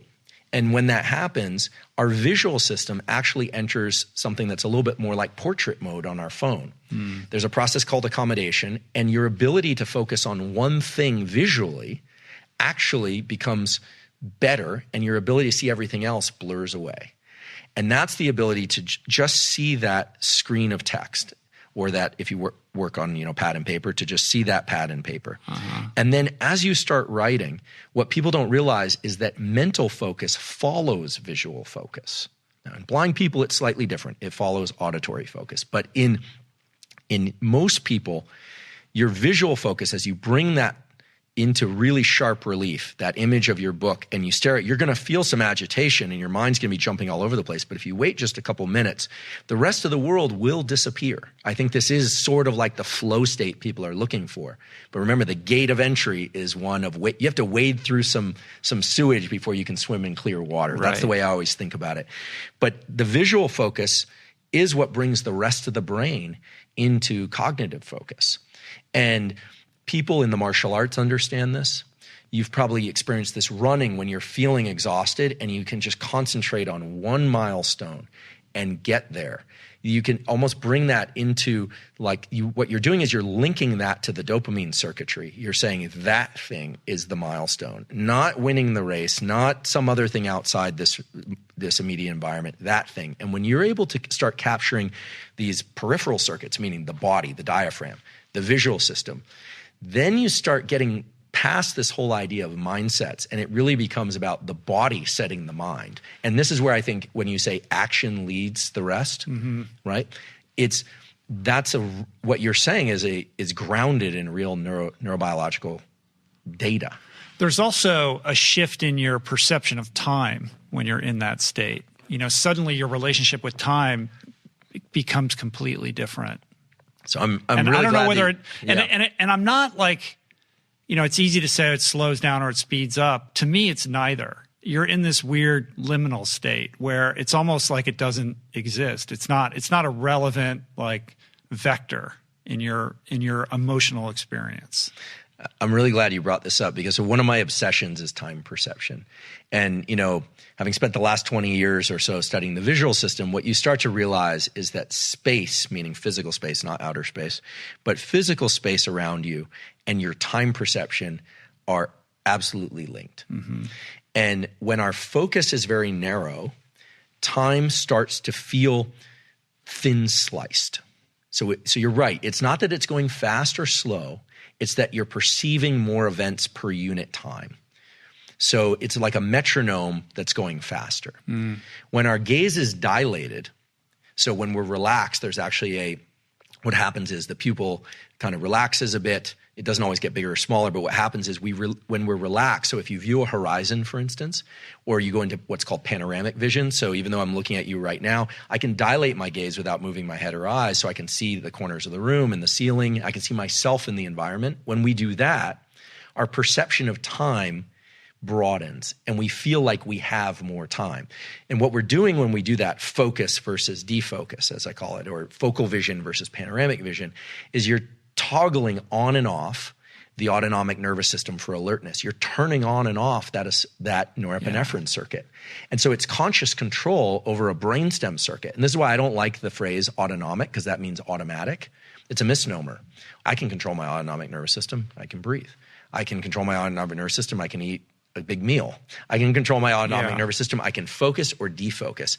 And if you really look at the realm of high performance, what you start to realize is people who are very good at their respective sport or career or in the special operations community, what they do, are exceptionally good at turning on and off these systems. So they're highly functional at achieving their milestones, but they're not spending out extra energy. Because when you go into panoramic vision, you start to uncouple this space-time thing and you get some rest and relaxation. The way to think about this is, so we go back to duration, path, and outcome. That's the most stringent, high-focus regime for the brain. The way to get better at duration, path, and outcome is to engage in activities that are low duration, path, and outcome, where your brain is not in modes of analyzing duration, path, and outcome. What's the one phase of our life when we're not thinking about duration, path, and outcome at all? Sleep. And so the reason why you can pull somebody's mind apart, their ability to think rationally and analyze duration, path, and outcome by sleep depriving them, is because sleep, despite all its neurochemical complexity, is really when we restore our ability to analyze duration, path, and outcome. Now you think about buds and you go, no wonder they sleep deprive them. They're trying to figure out who has the ability to control these mechanisms and who doesn't. Most people fail.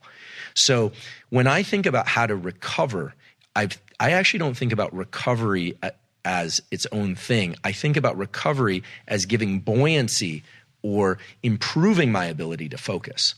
So sleep is a turning off of these brain circuits that are thinking about what's happening next. So some people experience challenges in falling asleep. They need to learn how to turn off thinking. And there's actually a way to do this. We're doing a study on this now. It relates to hypnosis that would be fun to talk about. And we can, if you like. Yeah. The other thing is that just merely going into panoramic vision, say between a meeting, instead of looking at your phone, more focal vision. You're working hard on your book. Maybe you walk to the kitchen, just 2 seconds of what I call deliberate decompression, where you just kind of let your mind go broader, will allow you to reset your focus much more intensely when you return to that book, as opposed to if you had looked at your phone or engaged even in some other kind of deep duration, path, outcome type function of the brain.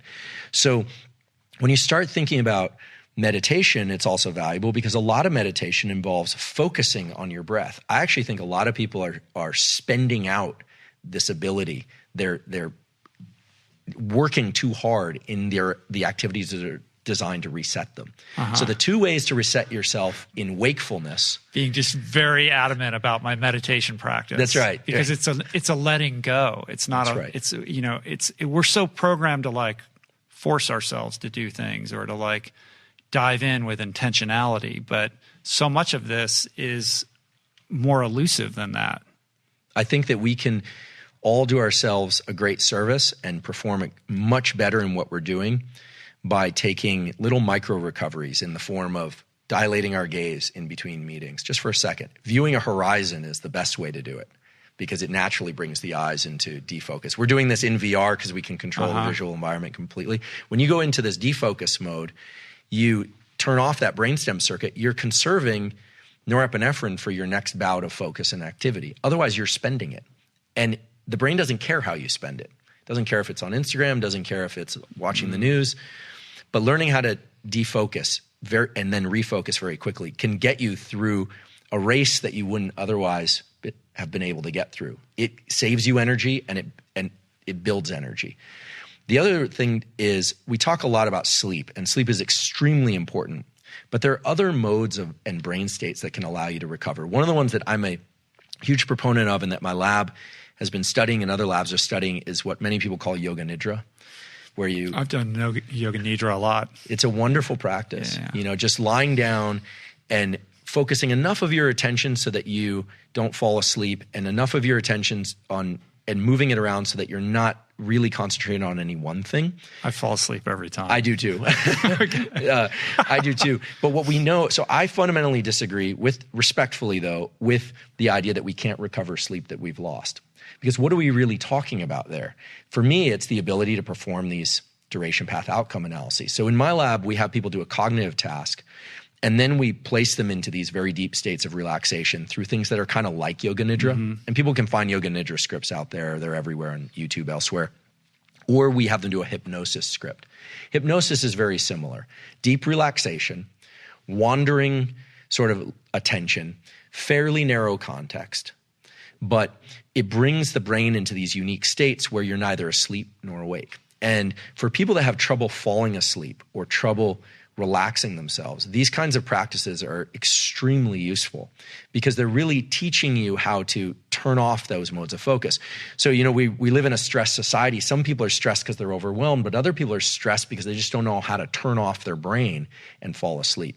And so if you want to learn how to turn off your brain and fall asleep, these practices are immensely useful. How do you practice hypnosis by yourself, though? So there's some scripts. I would recommend people go to one of the scripts on YouTube, or there's some good ones. I've never met him. I don't have any relationship to him, but Michael Sealey, Sealey, Australian guy, has some really good hypnosis scripts. And they're just audio programs? Yeah, you just listen to them. And these, and he's not going to make you walk off a cliff or anything. No. So stage hypnosis is very different. So I have a very close collaboration with a guy named David Spiegel, who's in our psychiatry department at Stanford.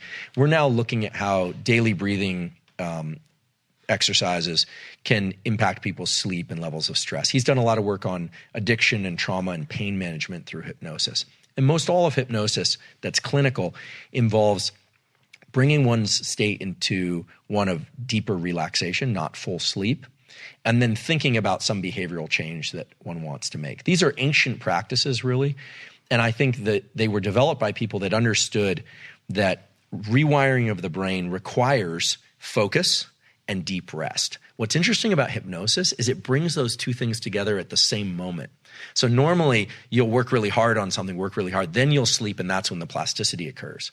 But hypnosis likely accelerates that whole process by having people enter a state of deep relaxation and focus at the same time and allows those circuits to reshape themselves. And there's some published data from David's lab to support that. That's fascinating. So I think these practices are really useful. And I think that if you want to get better at performing, everyone now knows, thanks to Matt Walker's book and others, like sleep more, sleep better. But what if you have trouble sleeping? Well, or falling asleep? Well, we want to define what that is. Some people have a hard time turning off their thoughts. It's really hard. Remember, you can't do it.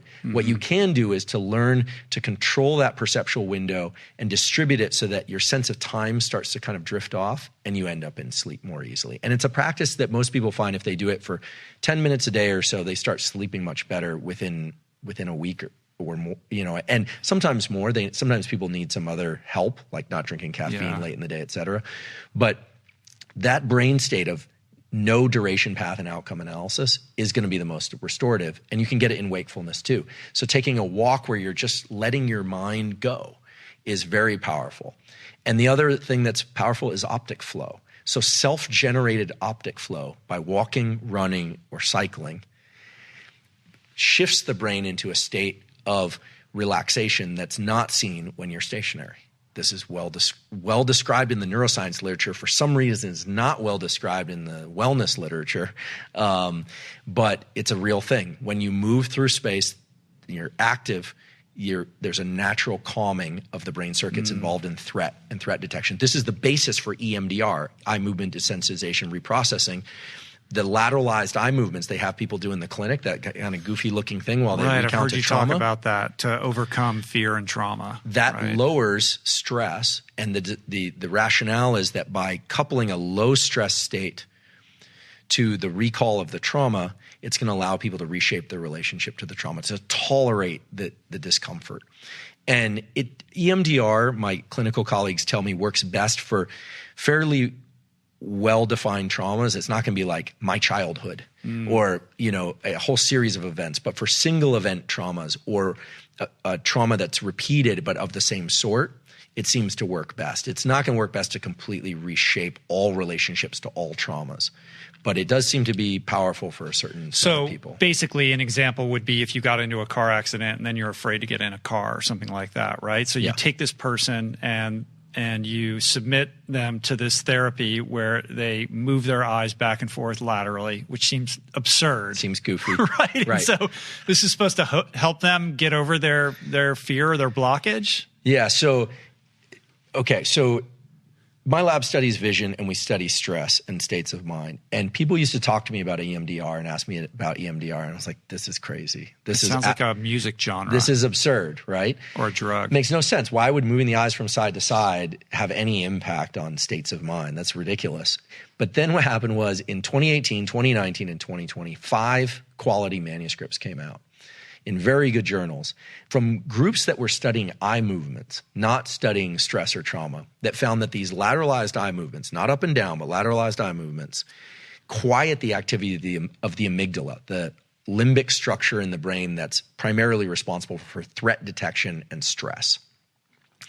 And I was like, oh my goodness, this thing might actually be real. Then I started to dig into the backstory of this. And there was a woman named Francine Shapiro who came up with this idea, actually walking behind Stanford in the Stanford Hills. She was a therapist, and she figured she had this idea based on the fact that she didn't feel as upset about certain things when she was walking, that this might be useful. And she was smart enough to know that these lateralized eye movements are what reflexively occur anytime we're in optic flow. We don't realize it because they're subconsciously generated and they're very subtle. But she realized she couldn't really take people walking on their therapy sessions. I suppose she could, but it's not really practical if it's raining, et cetera. So what she decided to do was to bring the eye movement component to the clinic and had them move their eyes from side to side while they would recount these traumas. And people experienced tremendous benefit.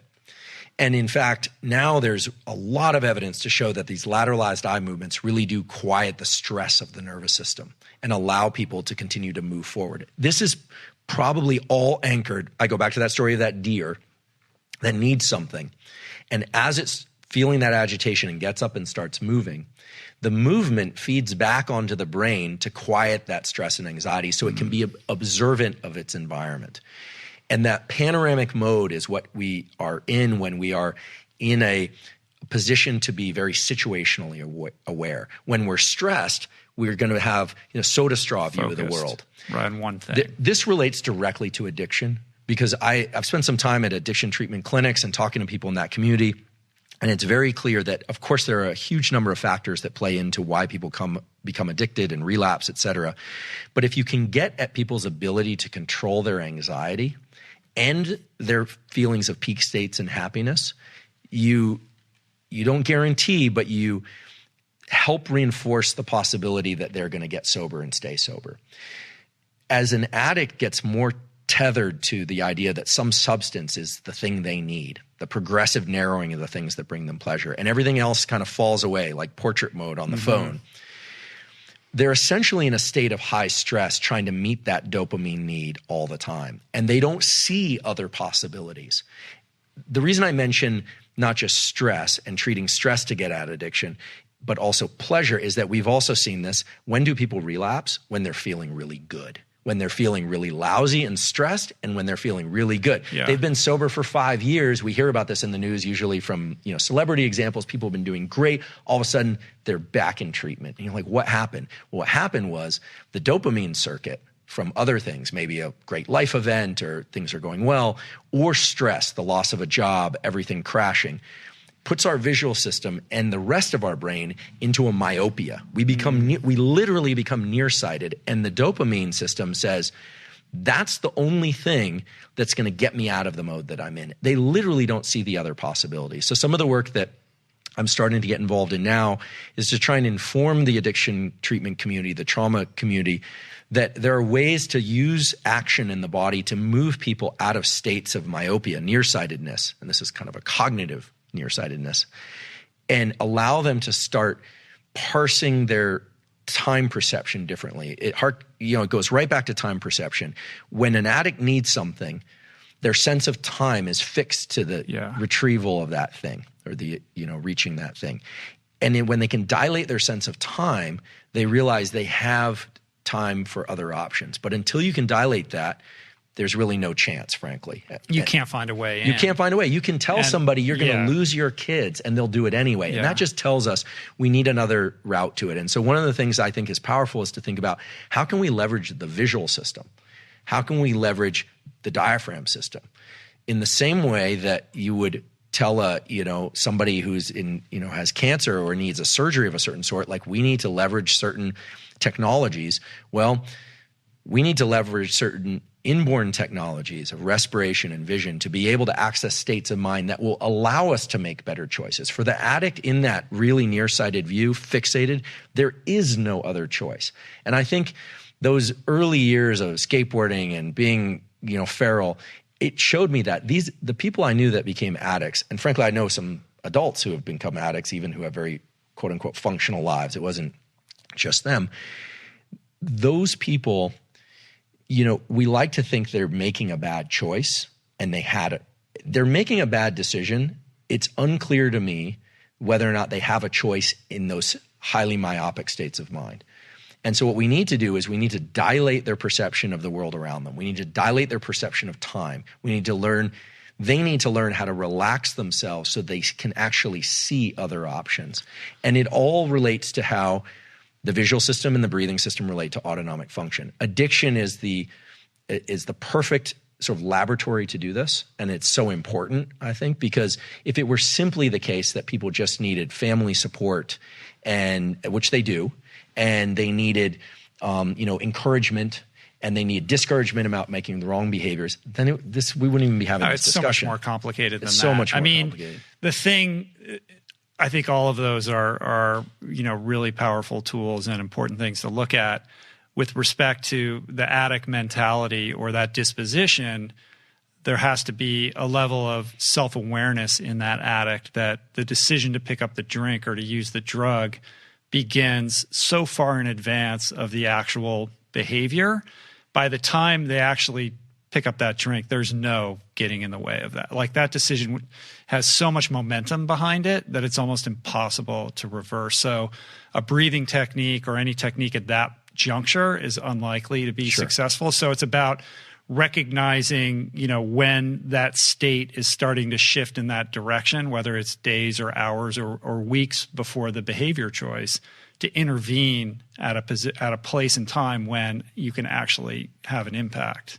I agree. I think that it's always an uphill battle with addiction, at least at first. But even, just given the numbers on relapse, I think what was it that someone once told me? I don't know if this is actually true, but for most people, but he said, a recovered addict told me, that every day he tells himself, no matter how far I drive, I'm always the same distance from the ditch. Yeah. The addiction community has There's so many awesome. There's so many great takeaways from it. Yeah. What's interesting is there's some verbiage around the yogic community that is very valuable. I can't recall it off the top of my head, but they talk about the great support that one can get from learning to access brain states of timelessness, sleep being very restorative, wakeful, deliberate disengagement being very restorative, maybe meditation, maybe through yoga nidra, maybe through simple, quick breathing techniques, but being able to dilate and contract one sense of time and not being locked to one kind of space-time regime. The ability to recognize that I'm not seeing clearly, right? I see what I see, but I don't know what I don't see. The ability to introduce that understanding for somebody can be very powerful. And I think we need to give them tools that they can look to very quickly. I don't think we're ever going to have a treatment for addiction that's in the form of a pharmaceutical, like one pill.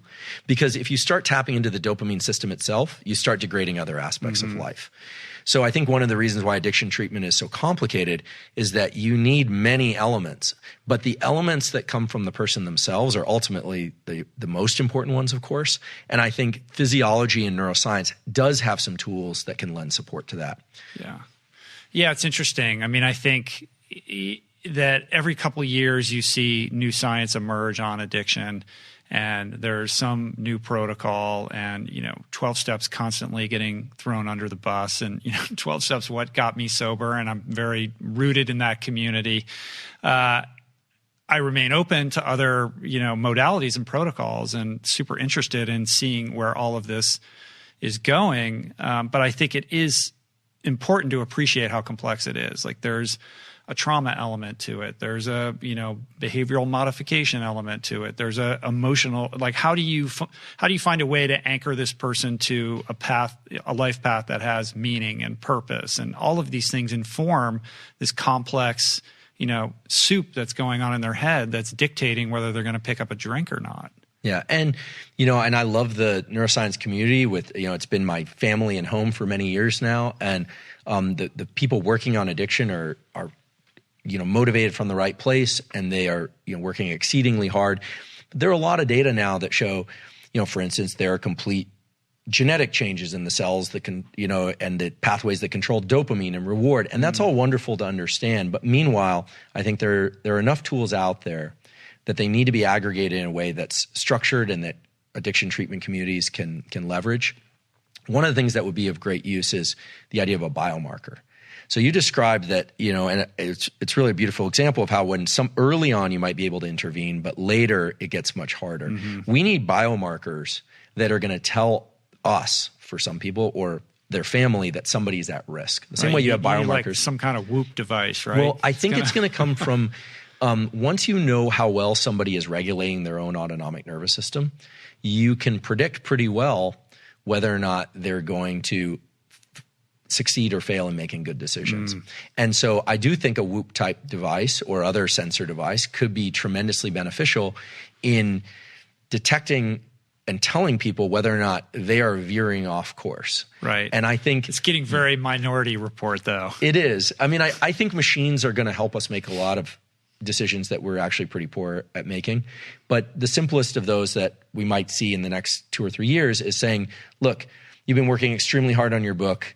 You're doing very well, but you're going to need an extra hour of sleep. I mean, that's essentially what was doing for you. Or in 12 hours, you're going to make a bad decision. In 12 hours, you're going to make a bad decision. Or even cueing you or insert might in there, right? You might make a bad decision so that you're more aware and you're going to devote a little more mental energy to the kinds of decisions you're making. I think that I pull a lot of all-nighters, and I still do, unfortunately, in my career, writing grants and so forth. And I have this rule that I learned, about 15 years ago, which is I don't trust any of my thinking that occurs between 3 a.m. and 7 a.m. if I've been up all night. I just don't trust it because I start to think the world's falling apart. I start thinking the word "the" is misspelled.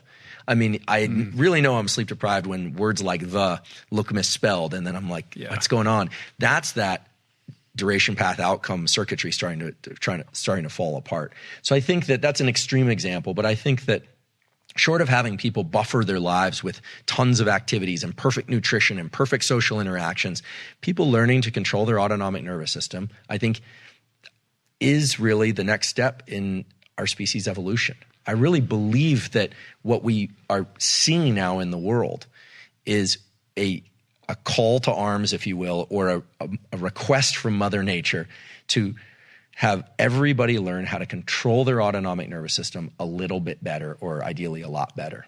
Yeah, it's absolutely critical, I think. I mean, right now, irrespective of what's going on with the pandemic and the political climate and the protests and all the upheaval that we're seeing, as a culture, we're experiencing an extraordinary poverty of attention and focus. We're so distracted by our devices. We're more anxious and stressed and depressed than we ever have been before.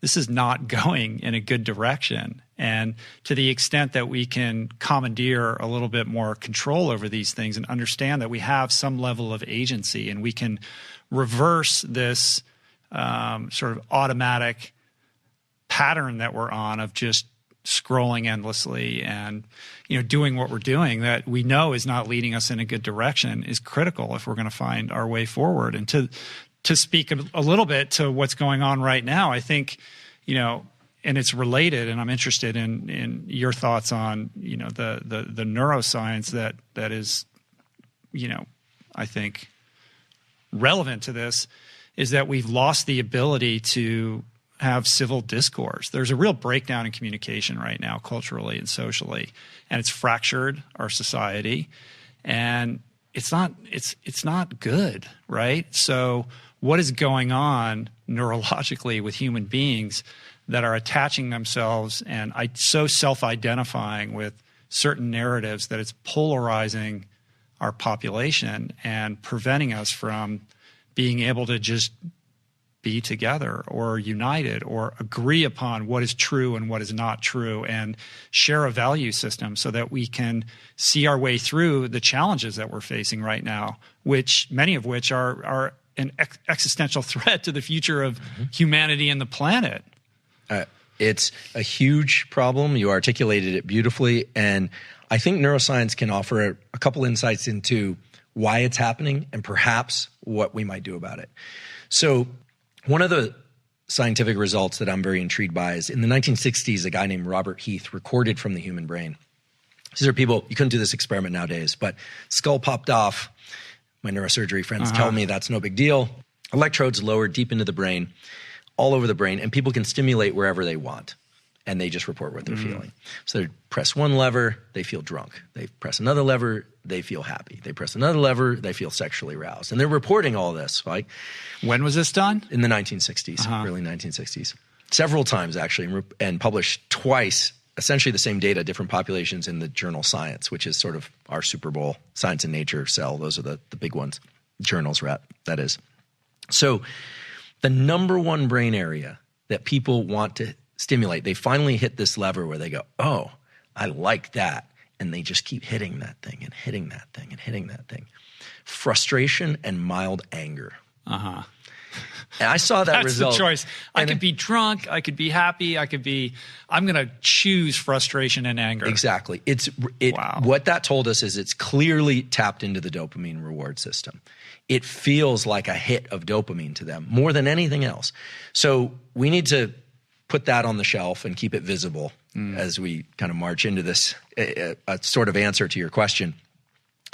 The other thing is an understanding that, and there's some recent data on this that are really impressive, not from my lab, but from another lab, which is that beliefs and information that supports our prior beliefs also increases the activity of these reward systems. So the more I see stuff that verifies what I already think or feel, that they are bad and they are good, or that we are good and they are bad, the more dopamine and adrenaline is released into my system, which we now know from our discussion a few minutes ago, changes the way I view the world. It actually changes the way I view the world. It means that I'm going to see certain things and not see others. And this also relates to the auditory system. I'm going to hear certain things and not hear others. The things that verify my beliefs I'm going to feel rewarded for. The things that are counter to my beliefs, I'm not going to be as rewarded for. So we have all these barricades to empathy and to really listening and to really hearing what the other side is trying to say. And we have all these support networks in our body and our brain, which are building a bigger and bigger divide. Now, that's all very depressing. So the question is, what's the boat that's going to get us across that divide? And I believe, and I'm not just defaulting to this because it's what my lab works on, but I fundamentally believe that the boat that's going to get us to the other side is our ability to control our internal state, to be able to ratchet down our level of autonomic arousal just enough so that I can dilate not just my vision of what's happening in my immediate environment, but I can dilate my cognition, my thinking, to the possibility that there may be a kernel of value in what somebody else is saying, even if it's about me and I don't like what I'm hearing. Now, as somebody who spent time in the addiction treatment community, you probably know this is a lot of what you get good at as you learn to move through something that to you feels very good. And you know all the reasons why it would probably be good to change it. But you know what? You don't want to because it feels so good. So we're talking about an addiction to entrenched thinking. We're talking about an addiction and neurochemical systems that support lack of change, my refusal to change, and stubbornness. And I actually think, just like for the treatment of addiction and trauma, the key is to get people to learn to tolerate progressively higher levels of stress and maintain dilation of sensory experience, of thought experience. We've got to create some small little portals through which information can come in. A lot's been made of mirror neurons. I hate to break it to the crowd, but the data in support of mirror neurons in humans is not that impressive. And now the mirror neuron people are going to come after me, but fine. There are circuits in the brain that control emotional contagion, and those are what's powerful. My ability to recruit you into stress is much more powerful than my ability to recruit you into empathy for something good. That's a well-established neurobiological fact. Or empathy for someone's perspective that I'm fundamentally going to disagree with. Right. So I think there are three gates to getting there. And by there, I think I'm referring vaguely to the idea that we need to increase our level of understanding, at least our level of discourse, so that we can really hear other people's ideas, even though we don't like the way it feels and we love the way that we feel. This is what that result said. We love the way we feel. We don't like the way other people feel. The first thing is to bring the level of urgency that we feel internally down. We need to learn to calm ourselves in order to really have the information start to come in. Now, the system right now and people out there, everyone's in a frenzy. And you can see it. The collective conscience is kind of losing its mind. It's kind of out of its mind. We need to learn how to turn off those amygdala circuits. So are we all going to get together and do EMDR? Probably not. Are we all going to get together and do breathing exercises? Probably not at scale. What we need to do is start to figure out how we can, I think, especially for the next generation of kids, how to teach them to regulate their nervous system so that they recognize that pulse of adrenaline as placing them in a compromised position. Like, we have to leverage the idea that being able to hear and listen hinges on the ability to be calm. So therefore, the ability to be calm is crucial to hearing and listening is crucial to our advancement as individuals and as groups. The problem is everyone's been trying to do this backwards. They've said we all have to get along. We have to cancel culture. We all have to, listen to one another. And I think, again, we have to start from the inside. We have to teach it physiologically. Now, I don't have a master plan on how to do that, but one of the reasons I'm here and one of the reasons I'm, teaching neuroscience on Instagram and not just in my laboratory is until we can learn to regulate the self, I don't think we're going to get where we want to go as a culture. I think it really does start with our own individual ability to do that. And so, David's a really good example, for instance, of somebody who learned how to deal with his own internal mess and build something beautiful out of that. And he continues to do that. And everyone's got to find that process for themselves. And whether or not you have a perfect family or whether or not you consider yourself the most inclusive and accepting person in the world or not, everyone needs to learn how to do that for themselves. And everyone thinks we do it pretty well, but I think it's clear that none of us do it well enough. So autonomic arousal, autonomic control, I think those are the entry points for addiction, for trauma, and for really empathic hearing and listening. And until we do that, I think our species is going to continue to go around this merry-go-round, where every 50 or 100 years we crash right up against the same general set of issues, only now social media has made it slightly more or a lot more complicated. It's a little bit similar to what you were talking about in terms of the seeking external validation versus finding it within yourself. Like, essentially, the protocol, the prescription that you just gave has a strain of Buddhism in it, in the sense that the world's going to change when we change ourselves. Like, the best, most impactful way that you can make a difference for the world is to focus on being the best version of yourself. How can you comport yourself in a way that allows you to be more receptive and objective and empathetic and able to listen and hear? And I think that's true. It's 100% true. And then I think about the person losing their shit in, Target or whatever over the masks or whatever, insane video clip of the day I happen to see on social media. And I think we're doomed. Like, is this person going to do that? No, I can't control that. I can only control myself. And I worry that when the onus is on the individual to solve the problem, that we're not going to find our way through it, right? Like, we obviously need organizational, institutional, and systemic changes. We need to change the way these social media platforms work, the way in which we're delivered information and the way in which we're siloed.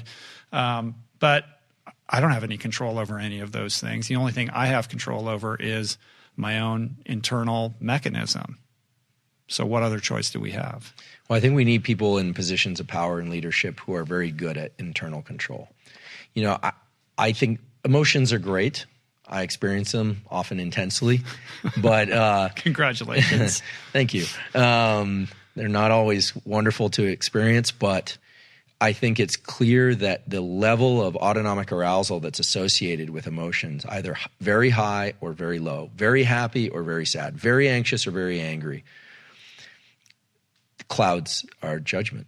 It's very clear. And I think the sooner we give them too much credence too. They're just feelings, man. Like, we don't have to allow them to overtake us and monopolize everything that we do. They were designed to push us along certain behavioral paths but they've grown in importance in the last few years. And, we could get into a discussion about how, social media marketing are designed to, capture these very deep limbic aspects of ourselves, and they are. But what's amazing is, and important is, that everybody has a forebrain. Some people's, it seems, is more developed than others, but everybody has one. And we have this capacity for what we call top-down control, which is the ability to intervene in our own feeling states and our own action states, and to set some rigor and some real clear marks that we're out to achieve. And I think it's going to start with the generation that's very plastic right now. Yeah. Most parents are afraid of stressing their kids because they don't want to, again, I went to a high school where kids, literally at Gun High School, in the last 10 years, kids have, there've been over a dozen, train track suicides.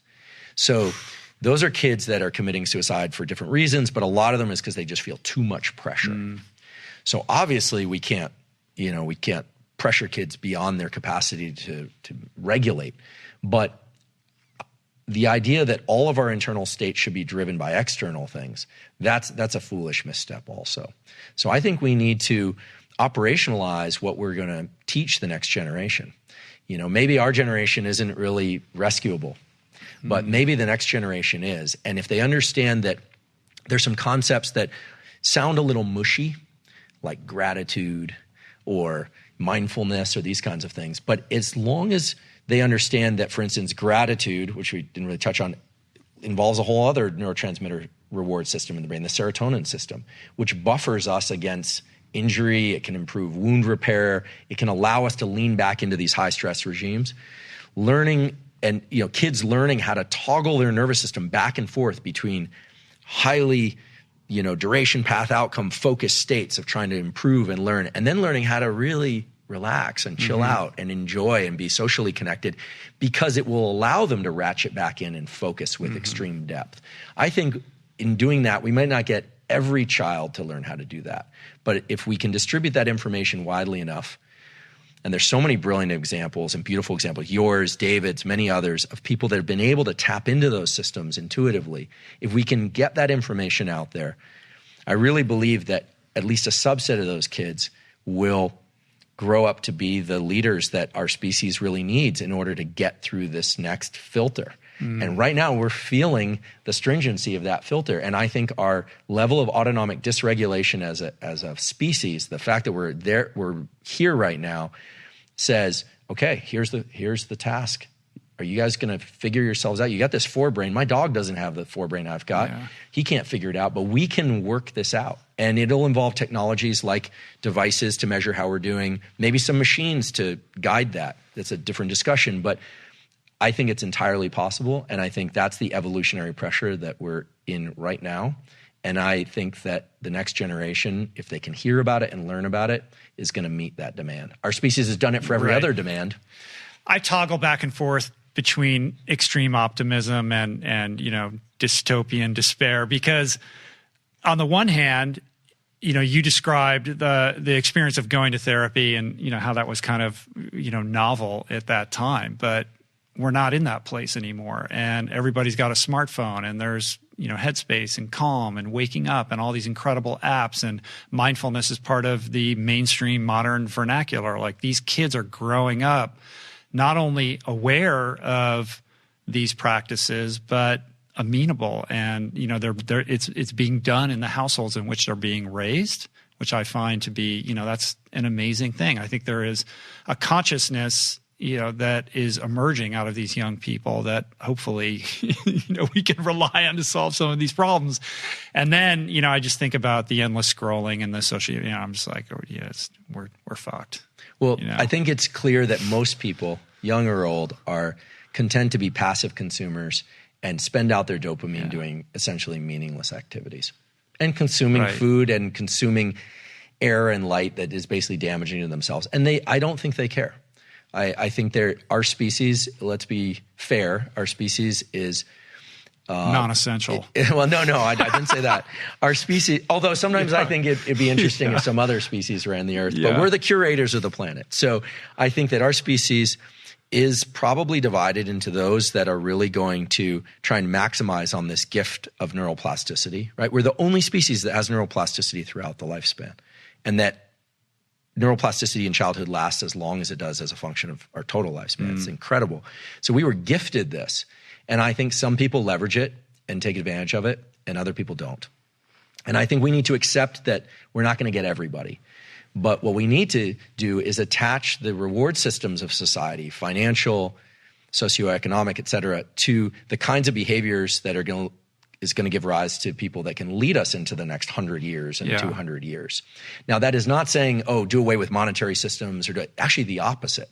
I think that once people start to realize that you're high-performing elite military, your high-performing athlete, your high-performing academics, your high-performing business people, they actually have practices that they use to regulate themselves in order to not just perform better, but sleep better. And not just to sleep better, but to listen better. Not just listen better, but incorporate ideas that allow them into states of creativity and states of mind that really lead to new and exciting ways that humans can interact. And many people will just be consumers of everything they produce. Well, what's great about new media is that we've democratized access to this information, and we're able to realize that these people are not just freaks of nature, but that they have a methodology, and they've created this canon, this toolkit, and these practices are available to everybody. And you have people like David who are explaining this in very plain terms, that it is within your power to take advantage of these things to take better control of your life. And we've never seen anything like that before in the history of humanity. And I think that bodes well for the empowerment of the next generation as well. I do too. As you can probably tell, I'm optimistic. Yeah. I have to be, because otherwise I can't justify the work that we're doing. But I think that there's so much interest now in psychology and the brain and the self, in physical fitness, which, I think it's fair to say is inextricably linked to mental fitness. And the fact that people are so curious about what other people are doing and what are the paths to success, and what are the resources for trauma and addiction. I think there's been a kind of swarm of information. It's been hard to sort through, but I think 2020 is our sort of call. I keep calling it a call to arms, and because I guess I do feel that way. It's very serious. This is serious business, and this is the time for us and the next generation to step up and to lead people toward a place where we can function better, and where the next generation will reflexively function better. That's that beauty of early childhood, is that if some of this stuff is taught and passed off, it's not going to be perfect, but there'll be a generation of people coming up that will naturally understand stress and agitation as taking them off their game and leading to bad decisions, and will make the appropriate adjustments. And there are people that read David's book and your book, and will see the possibility of doing something differently with a terrible childhood or a brutal addiction. And, I think we need more stories of success. I think it's easy to look out there and see all the things that are going wrong, and we need to keep paying attention to those, but we need these beacons that draw people forward. And I say that from a place of experience. I mean, I used to have to find it in books in the bookshelf. There was no online back then, or in mentors, and, you have to forage. I think kids, they have to have that foraging capacity. They can't just sit there and wait for it to rain on them or for a parent to dump it on them. But I trust that they're out there and that they're going to figure it out. Just like you're doing on Instagram, you're dropping these videos basically every day, right? Like more little lessons on neuroscience. I'm trying to show people that I have a kind of no acronym rule, so I don't like embedding things in a lot of complex language. Sometimes I have to use an acronym, but teach people a little bit about how their brain works, how it interfaces with psychology. Everyone's got different goals and purposes in the world, but that scientists are normal people, and that hopefully science has something, I think really science has something to offer, but it's not going to happen if I'm vaulted in my lab or my papers are read by the 12 people that care enough to read the paper start to finish. Right. So I'm doing it. There are others out there, of course. David Sinclair is doing it. Sachin Panda is doing it. I'm trying to recruit more people from the scientific community to do this. I think it's our responsibility. You paid for it. It's your tax dollars. There's a tremendous cost to doing science that is not often discussed, but I don't really consider it an option. I consider it my obligation, and I'm going to keep going. Well, keep doing it, man. I appreciate the work that you're doing. I think it's really important work. We need it now more than ever. And it's cool that you're getting out there and sharing your wisdom with everybody. It's super empowering. So thanks, man. Thank you. Appreciate it. Really appreciate the chance to be here. If you're digging on Andrew, best way to find him is on Huberman Instagram. Lab? Yeah, Huberman Lab. Huberman Lab. Cool. Yeah. All right, man. Coming back. I made all these notes, all the stuff I wanted to talk to you about. We got through like 10% of it. So if you can come My back and talk to me apologies. I again. tend to run. I no, realize it's great, I'm pretty man. verbose. Yeah, I just was getting out of the way, man, to listen to what you had to say. I appreciate it. Thanks, man. Thank you. Peace. Plants. Well, I think it's fair to say that should give you a few things to ponder. I appreciate Dr. Huberman's brilliance. Hope you guys took some notes. And do me a favor, let Andrew know what you thought of today's exchange. You can find him at Huberman Lab on Twitter and Instagram, where he also shares lots of really cool videos on neuroscience. So give him a follow.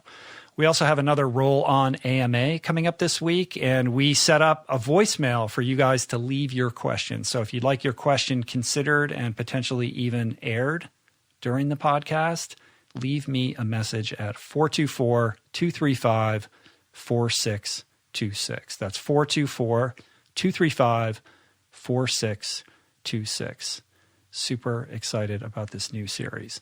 If you'd like to support our work here on the show, subscribe, rate, and comment on it on Apple Podcasts, on Spotify, and on YouTube. Share the show or your favorite episodes with friends or on social media, and you can support us on Patreon at richroll.com/donate. I want to thank everybody who helped put on today's show. Jason Camiello for audio engineering, production, show notes, interstitial music. Blake Curtis for videoing today's program. Jessica Miranda for graphics. Georgia Whaley for copywriting. Allie Rogers for portraits. DK for advertiser relationships. And theme music, as always, by Tyler Pyatt, Trapper Pyatt, and Hari Mathis. Appreciate the love, you guys. See you back here in a couple days with another Roll On AMA. Until then, work on your brains. Expand your awareness. Develop that plasticity. Peace. Plants. Namaste.